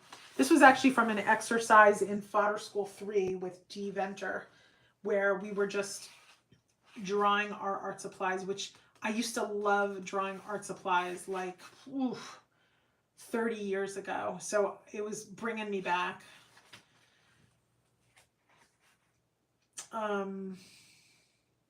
This was actually a Wanderlust lesson. This was not this year, but the year before. So it would be 2023 Wanderlust. More lettering with watercolor. Love to combine the two. So there's lots of ways to do watercolor for relaxation. There's really an endless amount of things that you can do, but it's all very simple, very bold, very graphic. And it's just relaxing. Again, the reason I do it is because I really just want to relax. That was not a watercolor for relaxation painting. That was a different thing that I did. Oh, here's a perfect example of just leaves and florals. I love leaves and florals. I really should do them more often. So just painting like shapes and filling them in and having to go really slowly and trying to maintain like a little white line between all of the shapes is part of what slows me down and relaxes my nervous system. And if you mess up, there's tips and tricks for fixing it. You don't have to be perfect. Nothing I ever do has to be perfect. Kat said, did I make the book? Yes. So I don't know. Kat, you were here. Where did you go? Did I make the book? Yes, of course. Those books were my Willa journals filled with watercolor paper. So the books that I was just showing you, those are Willa journals filled with a watercolor paper that has a beautiful decal edge, but I would never recommend painting watercolors on because even though it's called watercolor paper, it's so crummy that I would never paint on it. So I do something to it to make it usable, and I teach all about that in my Watercolor for Relaxation course. There's a link, by the way, to my Watercolor for Relaxation course that is pinned to the top of all the comments. So if you've just come on, then you can take a look at my Watercolor for Relaxation course. Even if you're not going to take it, I think it's worth just going and looking at that link because I think that you'll get a lot of ideas just from looking at the link. So, all right, I'm going to go back to painting and I'm going to pick back up my Yasutomo Fusion brush number 4, which is the one that I think I pretty much started with. And I'm just going to dig back in.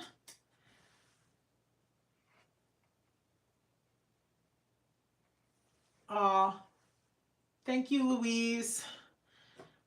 So tell me, what are you guys doing? Like, are you guys doing watercolor for relaxation? Are you doing mixed media art? Are you knitting, crocheting? What are you doing while you guys are watching?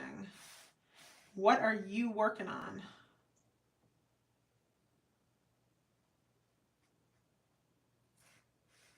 Painting leaves, mixed media art, quilting, Christmas cards, Zentangle. Stephanie, she's asking, what do I do if my two blocks touch each other? You're going to have to take the course and find out. Stephanie, I don't know if you were on the live when I told you that. As soon as I told my community that I was going to go live and do watercolor for relaxation painting, I got a very, very angry DM saying, I bought your course. Which is legitimate. I actually agree with the person. So she's like, I bought your course. Why did I buy your course if you're just going to teach it on YouTube? And I was like, oh, I'm not going to teach the whole course on YouTube. I'm going to have fun on YouTube. I'm going to talk on YouTube. I'm going to paint on YouTube, but I'm not going to give like every single, I'm not going to give over the whole curriculum. So I'm sorry about that. I hope you understand.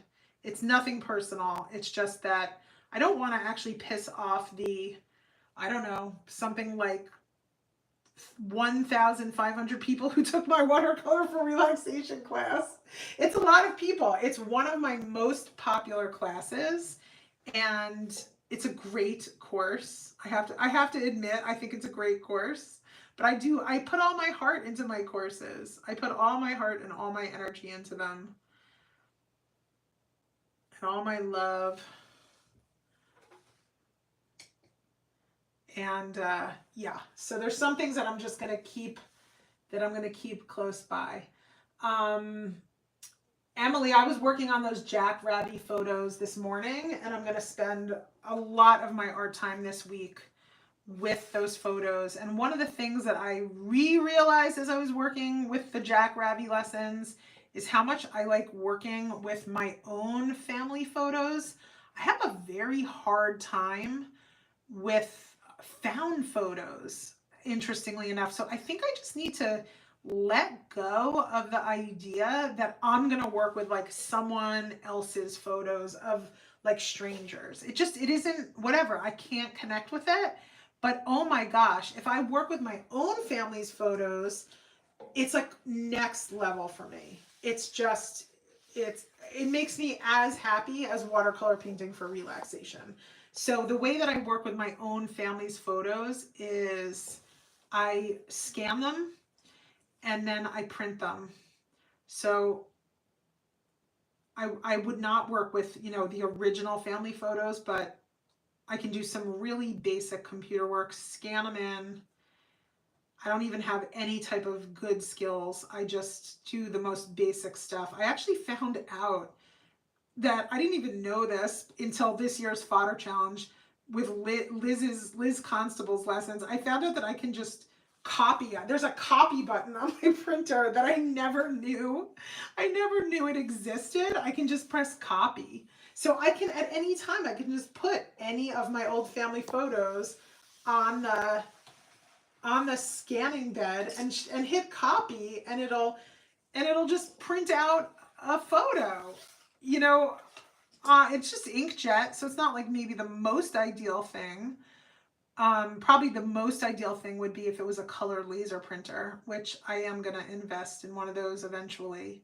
But yeah, I love working with pictures of my grandparents, great-grandparents. Let's see, that's it. I don't have pictures of great-great-grandparents, but I do have pictures of some of my great-grandparents. Some of. Anyway, I really enjoy working with those. Okay, Aardvark ZA is asking, wait, hold on, sorry. Kathy, oh my God, Wendy, where have you been? LOL. Oh, Kathy, I don't know where I've been. Technology is not my forte. Okay, Aardvark, I am painting in an Etchr sketchbook. It's not what I normally paint in, but I'm painting in it because this company so generously gifted this to me. I'm sure they thought I would make a promotion out of it, and in a way I am very happy with it, so I'm very happy to share what it is. It's an Etchr Lab book called The Perfect Sketchbook Signature Series. That's the key. I'm using the Signature Series. I actually have the other books I can show you guys, but I don't know if they have the high level paper that these have. So this one again is called the Perfect Sketchbook Signature Series. It's got a leather cover. The paper is decal edge on the left and right sides.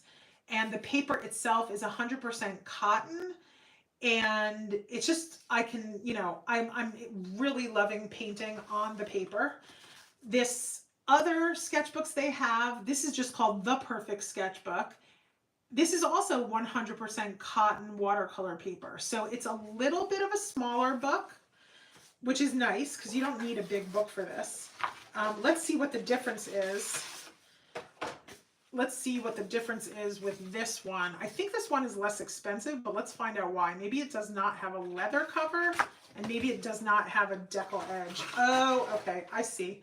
I see. Okay, there's still a leather or a faux leather cover, This is landscape format. This has no decal edge. So yeah, it's gonna lose it for me because there's no decal edge. But if you don't need a decal edge, then this would be a good one. Again, this one's called the Perfect Sketchbook, but it's not the signature series. And then we have another cold pressed one that is, oh, this is mixed media paper. Oh my gosh. This is not even watercolor paper. Okay, this is very interesting.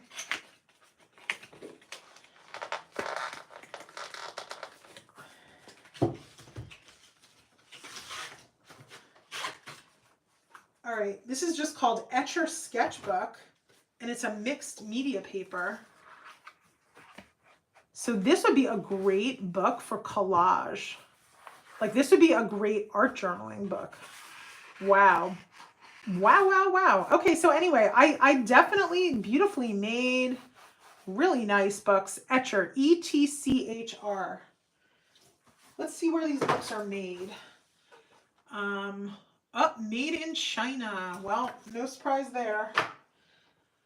No surprise there, but I feel like the company, designed in Australia and Singapore, made in China. So I do kind of feel like they have a big Australia vibe. So Etchr, nice people, good company, good sketchbooks, made in China, where everything else is made. Can't complain about that anymore. Kathy Watson, I think the one you're working on might be my Christmas present to myself. Kathy, why not just make yourself a journal? Why buy a commercial one? You can make yourself one, and then you get to put, you could even put Arches paper in or Fabriano paper.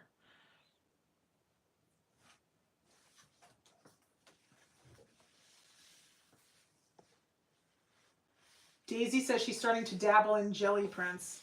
Love jelly prints. I bet you there's not a person on this live that just does not absolutely love jelly printing. We are doing jelly printing next month in fodder school. Our teacher is Sally Hurst, and we are going to be making holiday gifts, which I'm so excited about. And the foundation of those lessons is definitely going to be jelly printing. And who doesn't love a freaking long and healthy jelly printing session?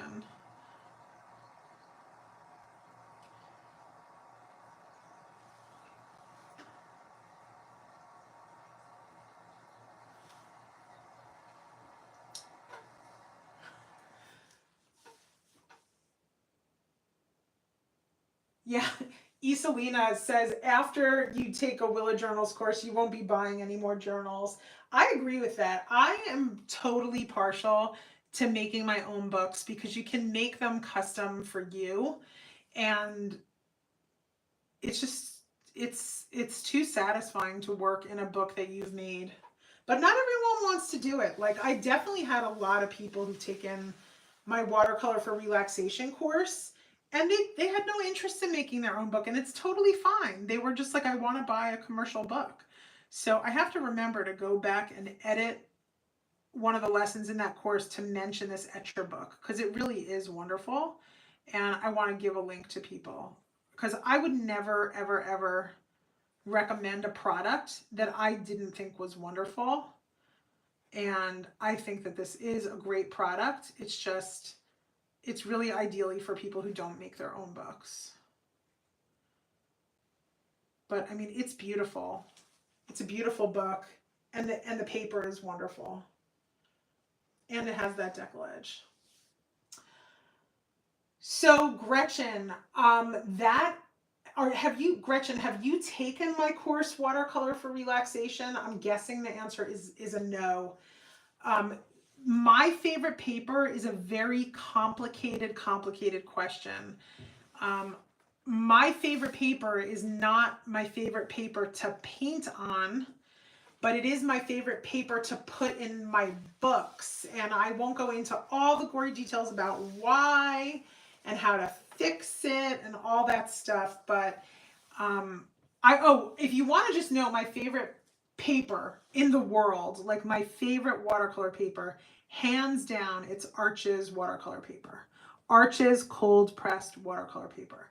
And I could maybe make my next journal a journal that has Arches watercolor paper. Like that's a real possibility, because I could get a 90-pound, I have it. Sorry, I'm stuttering. I have the 90-pound watercolor paper in my closet, and I could easily convert that paper into folios and signatures and make a journal out of it. But that is not the paper that I've been painting on for years. If I use the Arches, I won't get all the decals, and I like to have a lot of decals. I just like how it looks. I just like how it looks. I'm very partial to the decal edge. So I would, if I could recommend the paper that I paint on in my journals, I would just tell you what it is. The problem is I don't recommend it. It's really crappy. And unless you take the course, you don't know why or what to do. So that's why I don't want to tell people what it is, because then they'll go out and buy that paper and they'll be like, Wendy told me to get this paper and I hate it. Which I would not want to do. So that's my answer. Gretchen loves decals. Yeah, you lose the decal, but you can do like a faux decal as you break it down. But the real decal, that's really what I'm after.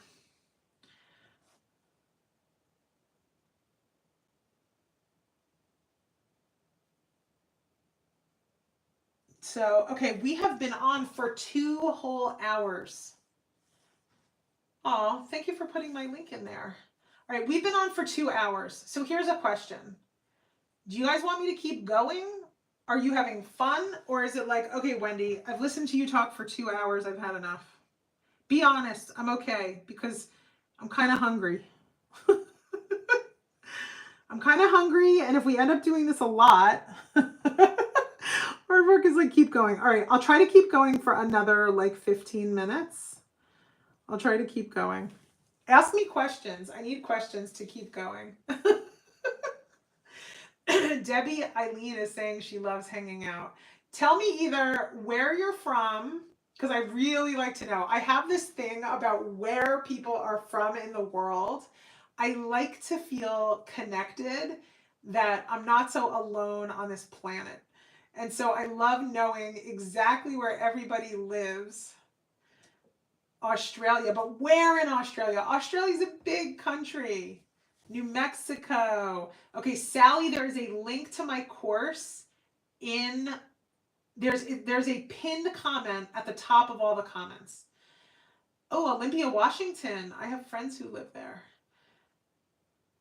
Oh, I'll tell you how I got to Wendy or how I got to Willa from Wendy. Oh, Bayside, New York. I know where Bayside is. Harvard, Massachusetts. I was just there. Wow. Taronga, New Zealand. Manitoba. Central Oklahoma. Maine. Ontario.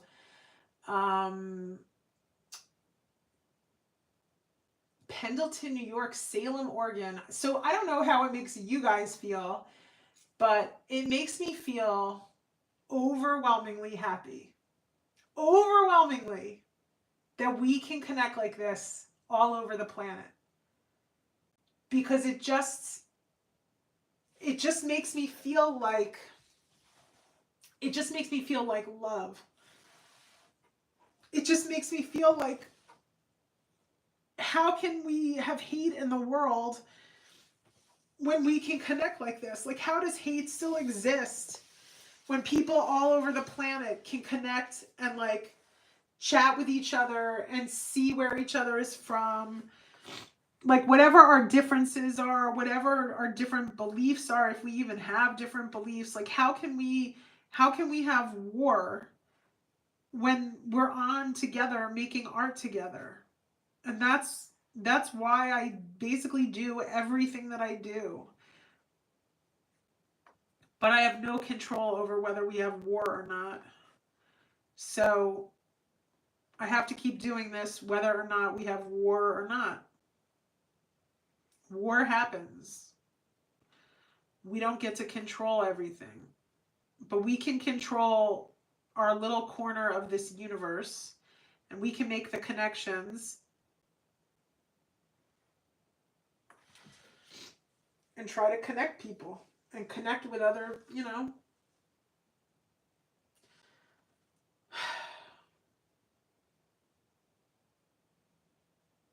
You know, Iselina, a lot of people say they make art because they feel like they can disconnect from the ugliness in the world. And then, yes, I have moments when I disconnect from it, but I would say that if anything, I make art and I build these communities and I have this great desire to bring people together because of war.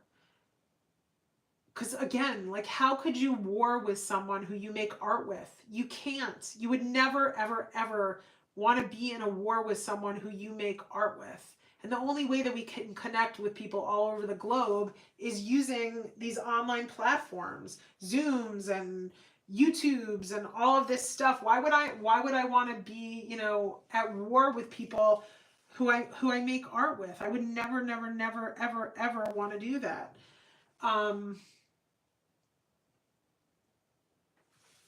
So I don't turn it off. In fact, I let it be my superpower. I let it motivate me.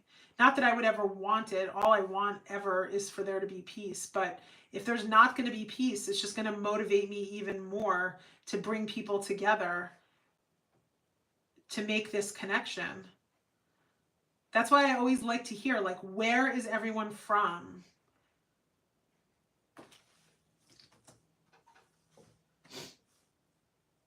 Hi, Karen. Karen, where do you live? Yep, we're all human beings.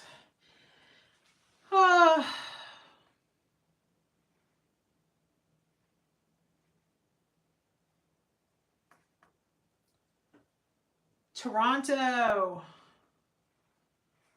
Toronto's in the house.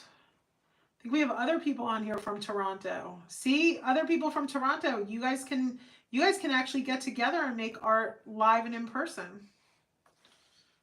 Toronto sounds like an awesome city.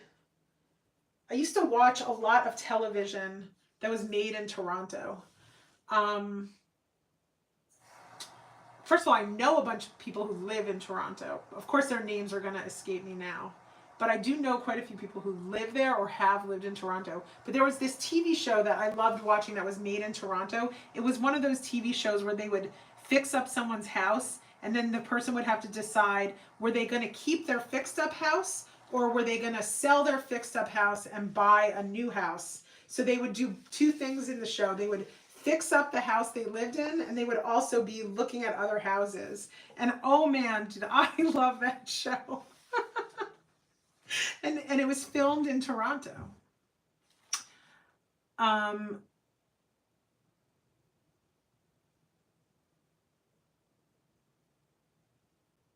But Toronto looks really expensive. Toronto is not far at all from where I live. I think it's a 4-hour drive, but I think it's like 1,000,000 miles away as far as how expensive it is to live there. Love it or list it. Yes, yes, yes. Love it or list it. Okay, Aardvark has asked me, at what age did I start painting? Okay, I'm 54 years old. I started painting the minute I held something in my hand. Like, I have always been that crafty kid. And my parents did not have any extra money whatsoever. Like, we were always on a very, very tight budget growing up. My parents had 4 kids. We lived outside of New York City. My parents really valued education, and they wanted us to have like a college education and a grad school education. And so that was what they valued. My mom was really crafty and my grandmother was really crafty, but they really didn't have any money whatsoever to buy me art supplies. So I was working with very, very, very limited stuff. So I would make a lot of stuff myself. So like if I wanted a dollhouse, I would make it from cardboard boxes. If I wanted just really anything, I would put it together myself and make it myself. Like, you know, I had crayons to work with and the cheapest of paints. I never had anything special as far as art supplies went until I met my husband. And I told my husband I wanted to be an artist. And he said, well, I think that's really cool. And I'm gonna pay for your art supplies. And he let me buy whatever I wanted. Not that we had a lot of money. It was just that he didn't care.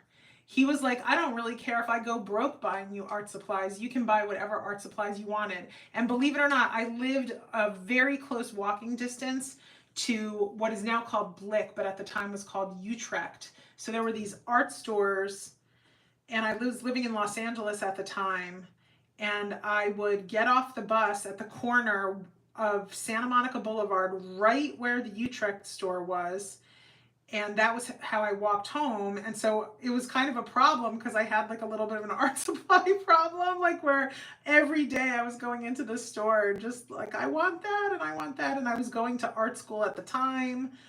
And of course, every course had its list of supplies, and he made it so that I never had to say no to any art supplies ever again. Debbie said I shopped at Blick so often when I lived in LA. Did you live in either Santa Monica or West LA? It was on Santa Monica Boulevard, right in West LA, like not far from Bundy, but not far from Barry, like somewhere in the vicinity of that. That was like, I basically got most of my professional art education at Santa Monica College. So after I graduated from UCLA School of Law, which I decided in week 1 was not for me, but I ended up making it all the way through because I didn't know what else to do. After I graduated, I immediately enrolled myself in as many courses as I could at Santa Monica College. Yes, coming from the Netherlands. Hi.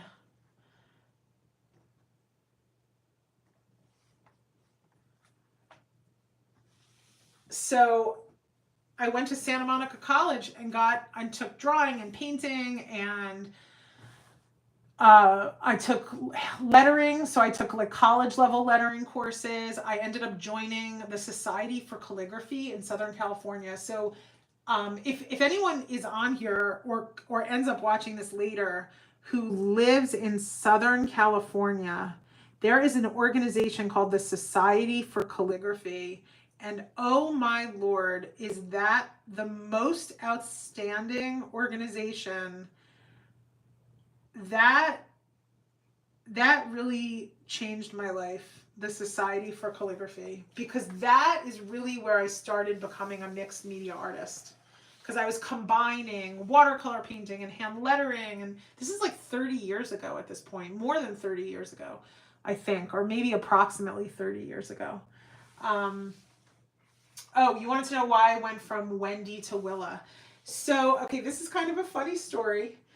My name is Wendy. That's the name that my parents named me. And when I was a little kid, I don't know if my mother would bring it up or I would bring it up, but she would tell me that what my name would be if I was a boy. She would always tell me, if you were a boy, we were going to name you Willie.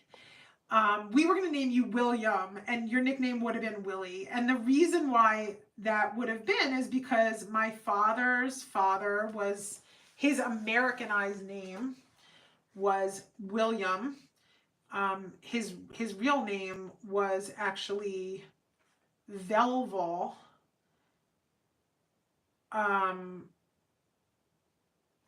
That was the name. Velval was his like Russian/Ukrainian name. And when he came to America, of course, everybody like picked a new name. Everybody did that. They didn't keep their European names because they wanted to be American, and they very, very, very important to them to be American. And so he changed his name to William. And so he died before I was born, not that many years before I was born. And so my parents were like, well, we're going to, you know, name our child. They didn't know I was a boy or a girl, whatever. They were like, we're going to name our child a name with a W. And if it's a boy, we're going to have the exact same name as the person that we're naming after. But if it's a girl, we have to pick a different W name. And so they had like a short list of names that started with W, and one of them was Willa, and one of them was Wendy, and they chose Wendy, which was probably popular at the time. Willa was not a popular name at the time. And they chose Wendy, and I just remembered that my mother would tell me, like, we were choosing between the name Wendy and the name Willa, and maybe there were other names that they were also considering, but for some reason I really like the sound of the name Willa.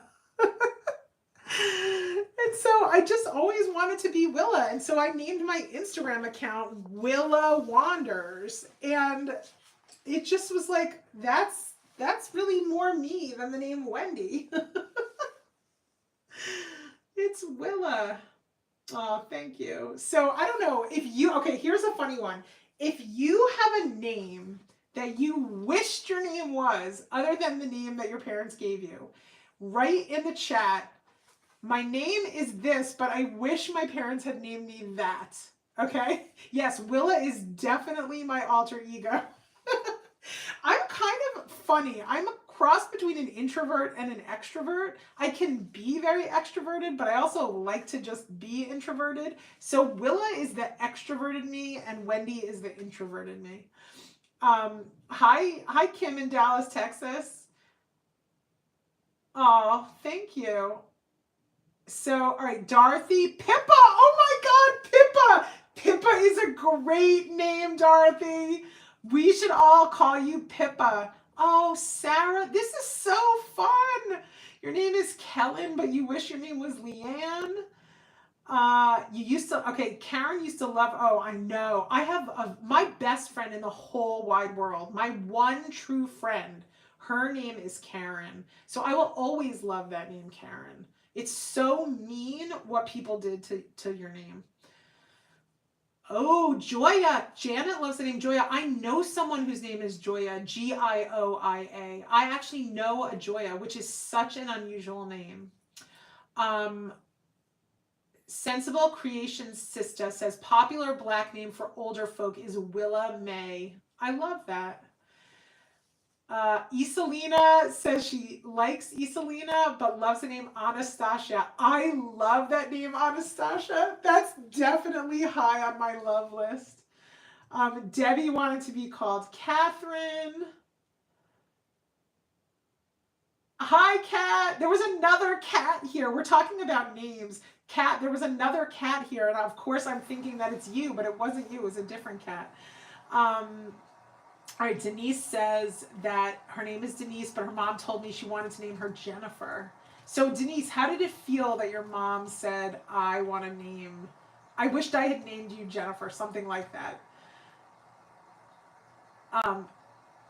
Janne, I don't know how you pronounce that. Jan or Yana, could be Yana, said my parents named me Katya, which is a beautiful name, but I changed it to Yana.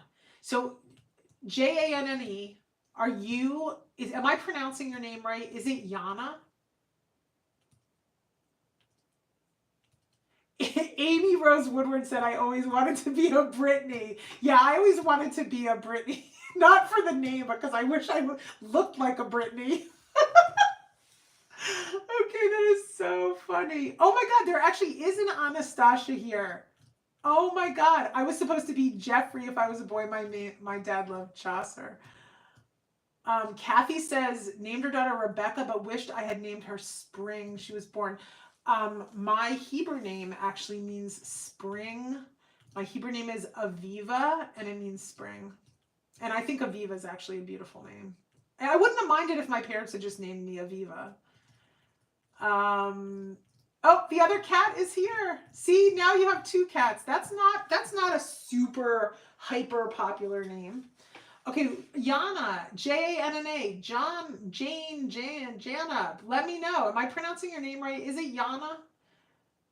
Ooh, Ruth says her dad wanted to name her Aurora. See, parents, like, they resist naming their kids these more unusual names because you think, like, if I name my kid Willa and nobody else is named Willa, am I gonna end up having an unhappy kid who's unhappy with their name? But really, we all now wish our parents had chosen the more unusual name, probably.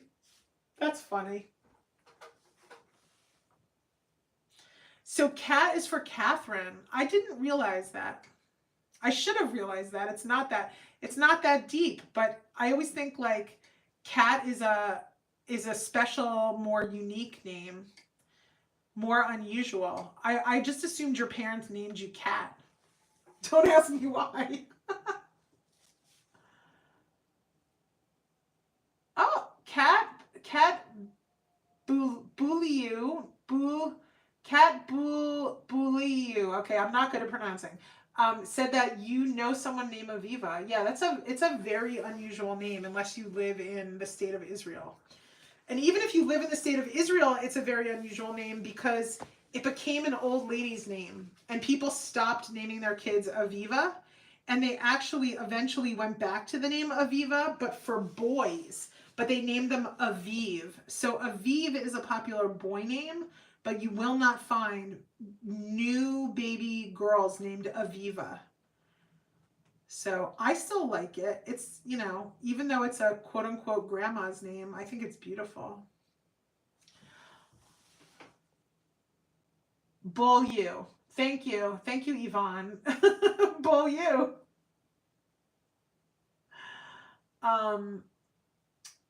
Oh, K and RP Kim Polton. My elder given name is Bright Water Woman.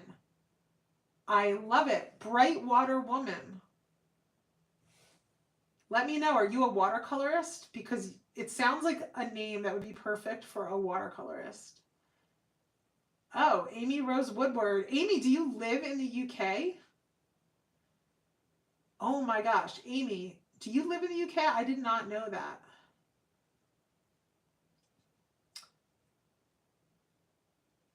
I'm having so much fun reading the comments.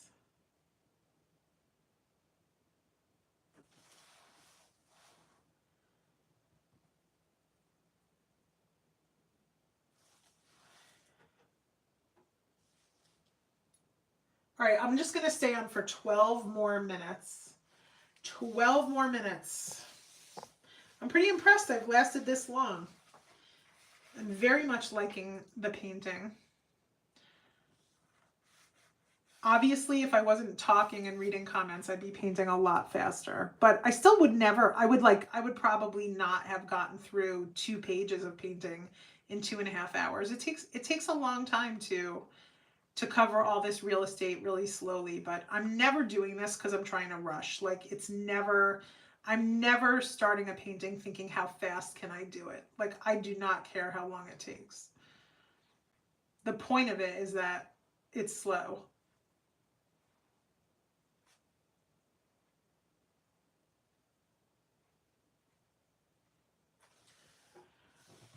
All right, Amy, you live in the UK. It's currently 8:30. So Amy, you want to know a fun fact about me? I have a lot of blood relatives who live in the UK. Like it's one of the places in the world where I have like a what do you call it? Like just a lot of people I'm related to live in the UK. I guess a lot of people migrated to the UK at some point. But one of the people that I'm related to is Amy Winehouse. She passed away, sadly. But I told the story in the beginning of my DNA and like getting my DNA test results and everything. I didn't tell like the full gory story, but I found out that Amy Winehouse was a blood relative.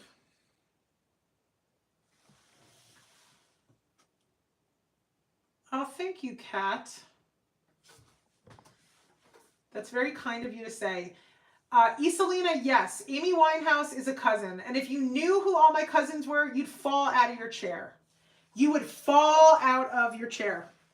That is what would happen because I fell out of my chair. Yeah.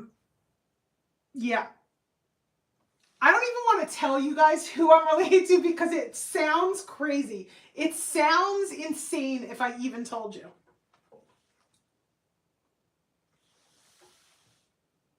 I used to be able to sing, Kathy. I can't sing anymore. It's like a muscle that atrophied. Anastasia, it is kind of a who's who. It is kind of a who's who. Nobody would believe me unless I showed them like the family tree, and it would sound like I was bragging, and it's not right to it's not right to brag. Oh, I know. I mean, I could sing a little bit. I just can't sing really well. I used to love to sing, and I used to sing a lot, and it truly is a muscle. It truly atrophied. My kids can sing. Boy, oh boy, can my kids sing. They have beautiful voices. My girls. I do think there is a hereditary element to singing. But I can't sing like some of my relatives, okay, guys? Some of my relatives, they can really sing. Okay, Kathy, I will tell you one of my relatives. One more. Okay, so who did I reveal? Maybe every time I come on, I'll reveal another distant cousin. So Barbara Streisand is my cousin. She is like my 8th cousin once removed. You are not you are not getting a singing Willa course, but I will sing for you at times. Yes, Lori. Yes, way. Yes, way. Barbara Streisand is my 8th cousin. Yeah, holy crap. There's a long list. There's a long list. And look, you have to understand the ethnic group that I come from. If you really like, if you step back and you understand how tiny the ethnic group is, it'll make a lot more sense of how closely related we all are, that we're all kind of like, we're all either like 10th cousins or closer. And if you map out the family tree, it's like, oh shit, like we all share like an ancestor that lived like in the 1700s, and we all like descended from like this couple. Oh, good night, Ursula. Thank you so much for joining us. Renuka's here. Renuka. Hi, Renuka. I haven't seen you in a while. I miss you. I can't wait till the next Zoom for Fodder School. Anastasia says, your cousin is the guy who wrote Ben-Hur. So what's his name? Do you remember his name? Ben-Hur the movie.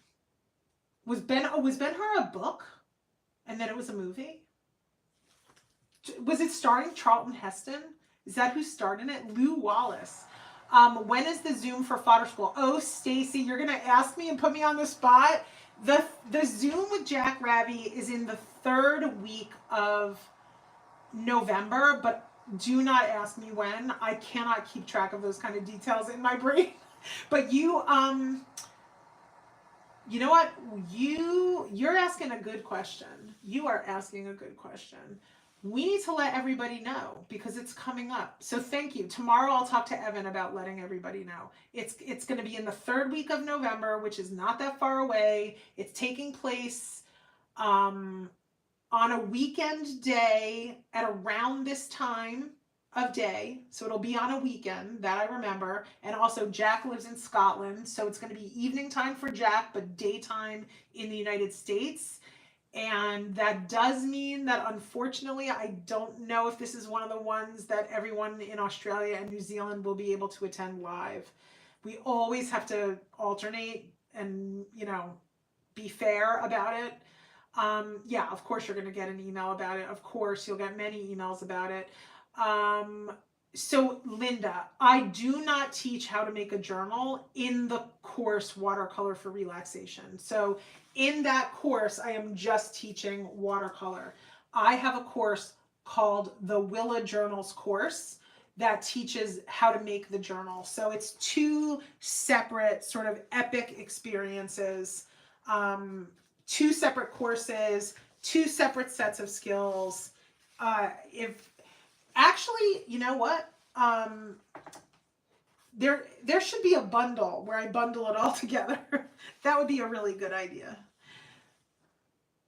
But it's a lot, you know, to learn the Willa Journals course is its own thing, and then to transition into making the journals with the watercolor paper is wonderful, because that's a great way to use your newfound journal making experiences and your knowledge that you have to make your own journals. But yeah, at this point, it's two separate classes. Thank you, Yvonne. Yeah, Lindsay's saying she would love to take fodder school, but her schedule is just crazy right now. So tell me what's going on in your life that makes your schedule crazy. Is it just that you're working really hard, or do you have young kids, or are you taking care of elderly parents? Yeah, I understand. Fodder school is, you know, probably mostly people who have a lot of time for crafting. Oh, thank you, Ruth. Ruth says both courses are wonderful and definitely recommended. Thank you so much. Lindsay's saying she is redoing a house to flip. Oh, so are you doing a lot of the work yourself? That's really cool if you are. I would totally vibe with that. I would love, that's like quilting is one of the things I'd love to eventually learn how to do. I would love to do way more household renovation. That would be amazing. Like, I'd love to learn how to do tiling, and I'd love to learn how to do carpentry. But I think I'm going to have to, I think I'm going to have to leave for my next life. If I get to be reincarnated, I would like to be reincarnated as someone who knows, or who gets an opportunity to learn all that stuff.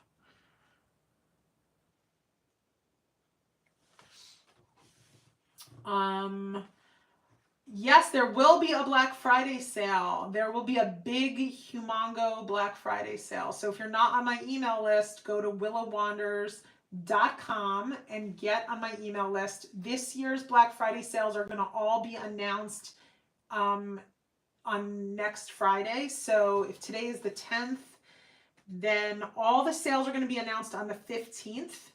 And each of the sales are going to be many, many different sales. So we're going to announce them on the 15th.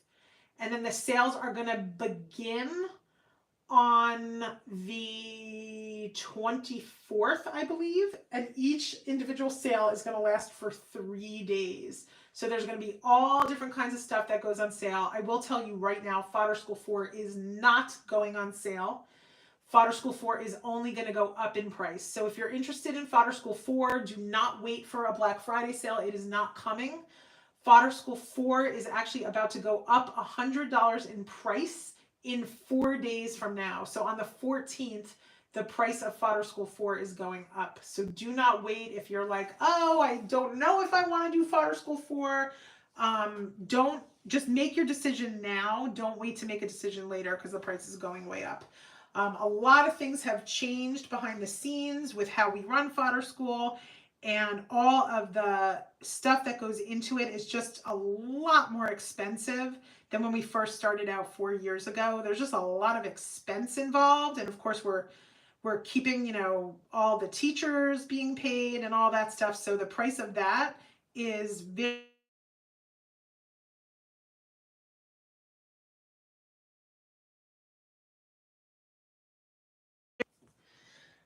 So if you're interested in Fodder School 4, it would be very, very beneficial to just sign up now.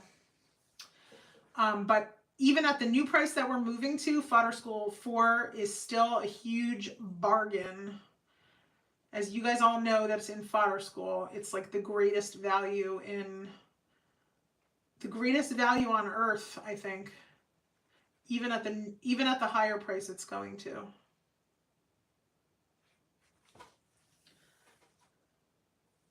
Yeah, Fodder School's worth it. Fodder School's amazing.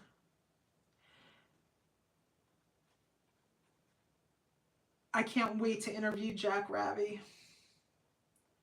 again for the second time when we do it live.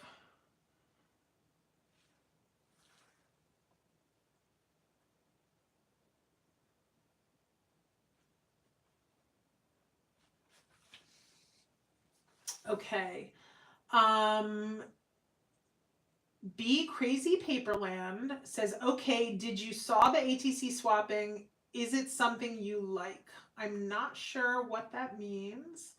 Isalina, yes, you're a Wendy groupie. Here's the only thing. I am not a cult leader. Okay, guys, this is not a cult. I'm very anti-cult. So it's just for fun. It's you can be a fun, we can have a fun, we can joke around about being, you know, a groupie, all that stuff, but it is not serious in any way. I am not trying to lead a cult. I just have a lot of energy, okay, guys, and I have to share it with people, and therefore I do a lot of things, and I do a lot of fun things, and I like to do my fun things with other people, and yeah. But no one is here not of their own will. Yeah, we do a trade every year in Fodder School. Ursula says she sent over 50 artist trading cards. Yeah, the first year of Fodder School, when we did the Sarah Gardner ATCs, I definitely traded, I think, over 100 ATCs. I went crazy. I was like, this is the most fun thing ever. And ever since then, I have scaled it back a bit just because I've been busier. But yeah, we do a trade every year. This year we're gonna do a tag trade. So the teacher for Fodder School 4's trade month is Tracy Wozniak, More Than Marmalade and Marmalade Mondays. And we are gonna be trading tags, and she teaches in the lessons a variety of different ways that people can make tags. But of course, a lot of people, you know, who are mixed media artists, they've got a lot of tags that they've already made. So people can trade tags they've already made. Your tag doesn't have to be a tag that you made with Tracy's lessons. You can trade any tag you want in the tag trade. And I think that's going to be like really, really fun. Because I know that, you know, over the years, I've amassed a collection of tags of a variety of different types. Because tags, of course, are just super fun to make. Okay. So, okay, CD Woodring says, you just met me on Sketchbook Revival. So Sketchbook Revival was wonderful, absolutely wonderful. Karen Abend really puts on an amazing, amazing experience. And she was wonderful to work with. I loved that. And she has introduced me to a lot of like-minded artists. And all they know about me is that I do one thing, watercolor for relaxation. They don't know about all of the other things that I like to do. So I am a multi-passionate hobby creator. I do not create any art for sale. I don't create art to try to get it in a gallery or anything like that. I create art to relax, and it's very important to me to create art because I love it. I do it because I love it. I do it because it's fun. I do it because I feel that it makes life worth living, and I do a lot of it. And I love to share my love with anybody who also loves it and is passionate about it. And I've got a variety of different courses. I have a lot of people who teach for me on my platform, and I put on a course that is something that takes place over a year's time. So that's called Fodder School. And we are just in the beginning of our 4th year of fodder school. So we've already had fodder school 1, fodder school 2, fodder school 3, and now we just started our 4th year of fodder school, and we're just actually in our first official fodder school month. And we are working with an artist in Scotland named Jack Ravi. And if anybody is on here right now that's in fodder school 4, can I get a Jack Ravi love in the comments section? Because oh my god, did Jack Ravi over deliver or what? This is definitely gonna go down as one of the most memorable fodder school lessons or months of lessons. But I do have to say, even saying that, I feel kind of mean, because actually there have been so many months in fodder school that I could say that about, where I could say, oh my god, the teacher totally over delivered, and oh my god, this is so epic, this project we're making, it's so amazing, and how wonderful it is. And it's just like we've all come to, I think, we've all come to expect excellence out of fodder school. That's the truth. Oh, you love Jack because he made me that amazing book. That is so sweet, Kat. Yeah, I mean, I loved Jack before I got the book, but oh my god, the book, it's over the top. Yeah, Jack rocks. Debbie, sign up. Yes. You have a Jack Ravi book? You mean like you bought a handmade book that Jack made, or you own his book Artful Memories that he wrote with Jane? Yeah, Eve, hi Eve. Oh my god, it's like all my friends are here. Thank you for coming, Eve. Kat saying, I emailed you a photo of a collage that I did with Anne and her sister in it. When did you email this? I would love to see this. Oh, Debbie, you have his book, Artful Memories. Yes, it's a wonderful book. But for some reason, I am a collector of books. I have a huge library of people's books that they wrote. But for some bizarro reason, I never make art because I read about it in a book. I only make art because I watch someone on a screen hold my hand, and that's opened up my whole world, is online art courses. Like, it's just, it's been a huge game changer for me. It's why I'm so passionate about it. Because there's always been books, right? Like we've lived our whole lives with books written about how to make art, but my brain just doesn't work that way. I can't read, and I cannot read what someone wrote, even if they carefully outline the steps. It just does not inspire me to go then make the thing. But when I see someone make the thing, it's like next level. I want to run to my little art studio and I want to make the thing when I see someone make the thing. So video has just been a game changer for me. Because I used to just take, live and in person art courses. I loved going to workshops. Oh my God, that was so fun, like live workshops. But there aren't a lot of live workshops where I live. It's not like Southern California when there were live workshops all the time. But those are also, live workshops can be very costly.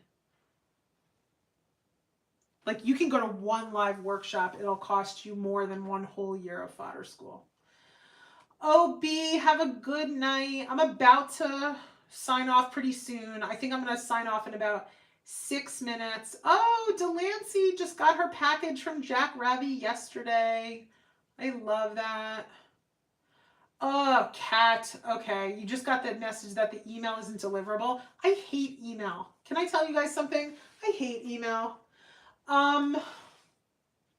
Kat, I don't know if you emailed it to Wendy at Willa Wanders or if you used my Gmail, which is willaworkshops@gmail. So willaworkshops@gmail.com. Let me know where you emailed it to. There's you guys hopefully all know this. There's been all these changes with email deliverability because the companies needed to deal with the criminals in the world who were flooding us with scam emails. So now whenever you try to email someone that your system, if my system doesn't recognize somehow that you and I have a connection or that we know each other, it can completely block the emails. It's so painful.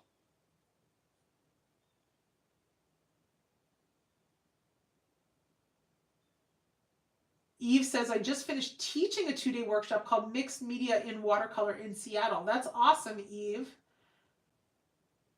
Oh, you replied to the email I sent and it still didn't let it through? That's horrible. I don't know what to do anymore with email, Kat. I really, if you have any suggestions, I really don't know how to make, I don't know how to make it work. I really don't. I've spent a lot of money trying to fix it.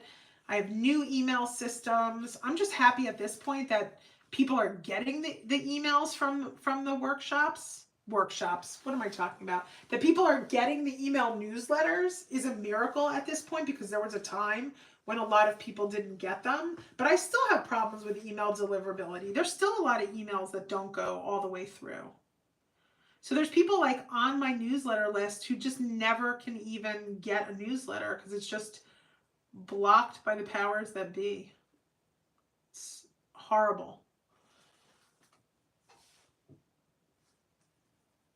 I'm gonna tell you. I'll put it in the chat. Willa Workshops at gmail.com.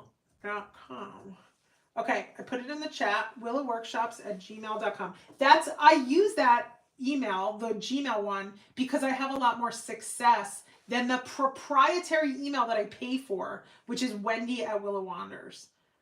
Yeah, isn't that incredible? Like, if you email me at Wendy at Willa Wanders, it could very well get blocked.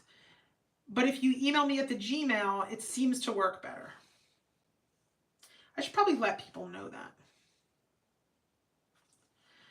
All right, I'm starting to get tired. I'm gonna give it 3 more minutes and then I'm gonna sign off. Thank you guys all so much. You've made me feel so wonderful that you've all showed up and chatted. This has been such a success. Such a success for my first real time here. Lisa is saying, so see Fodder School classes live and then you can also go back to them. Okay, so the way Fodder School works is that everything is pre-recorded, that you can watch at any time. No courses in Fodder School are actually delivered live. Nothing. It's all pre-recorded, pre-edited in a teachable classroom.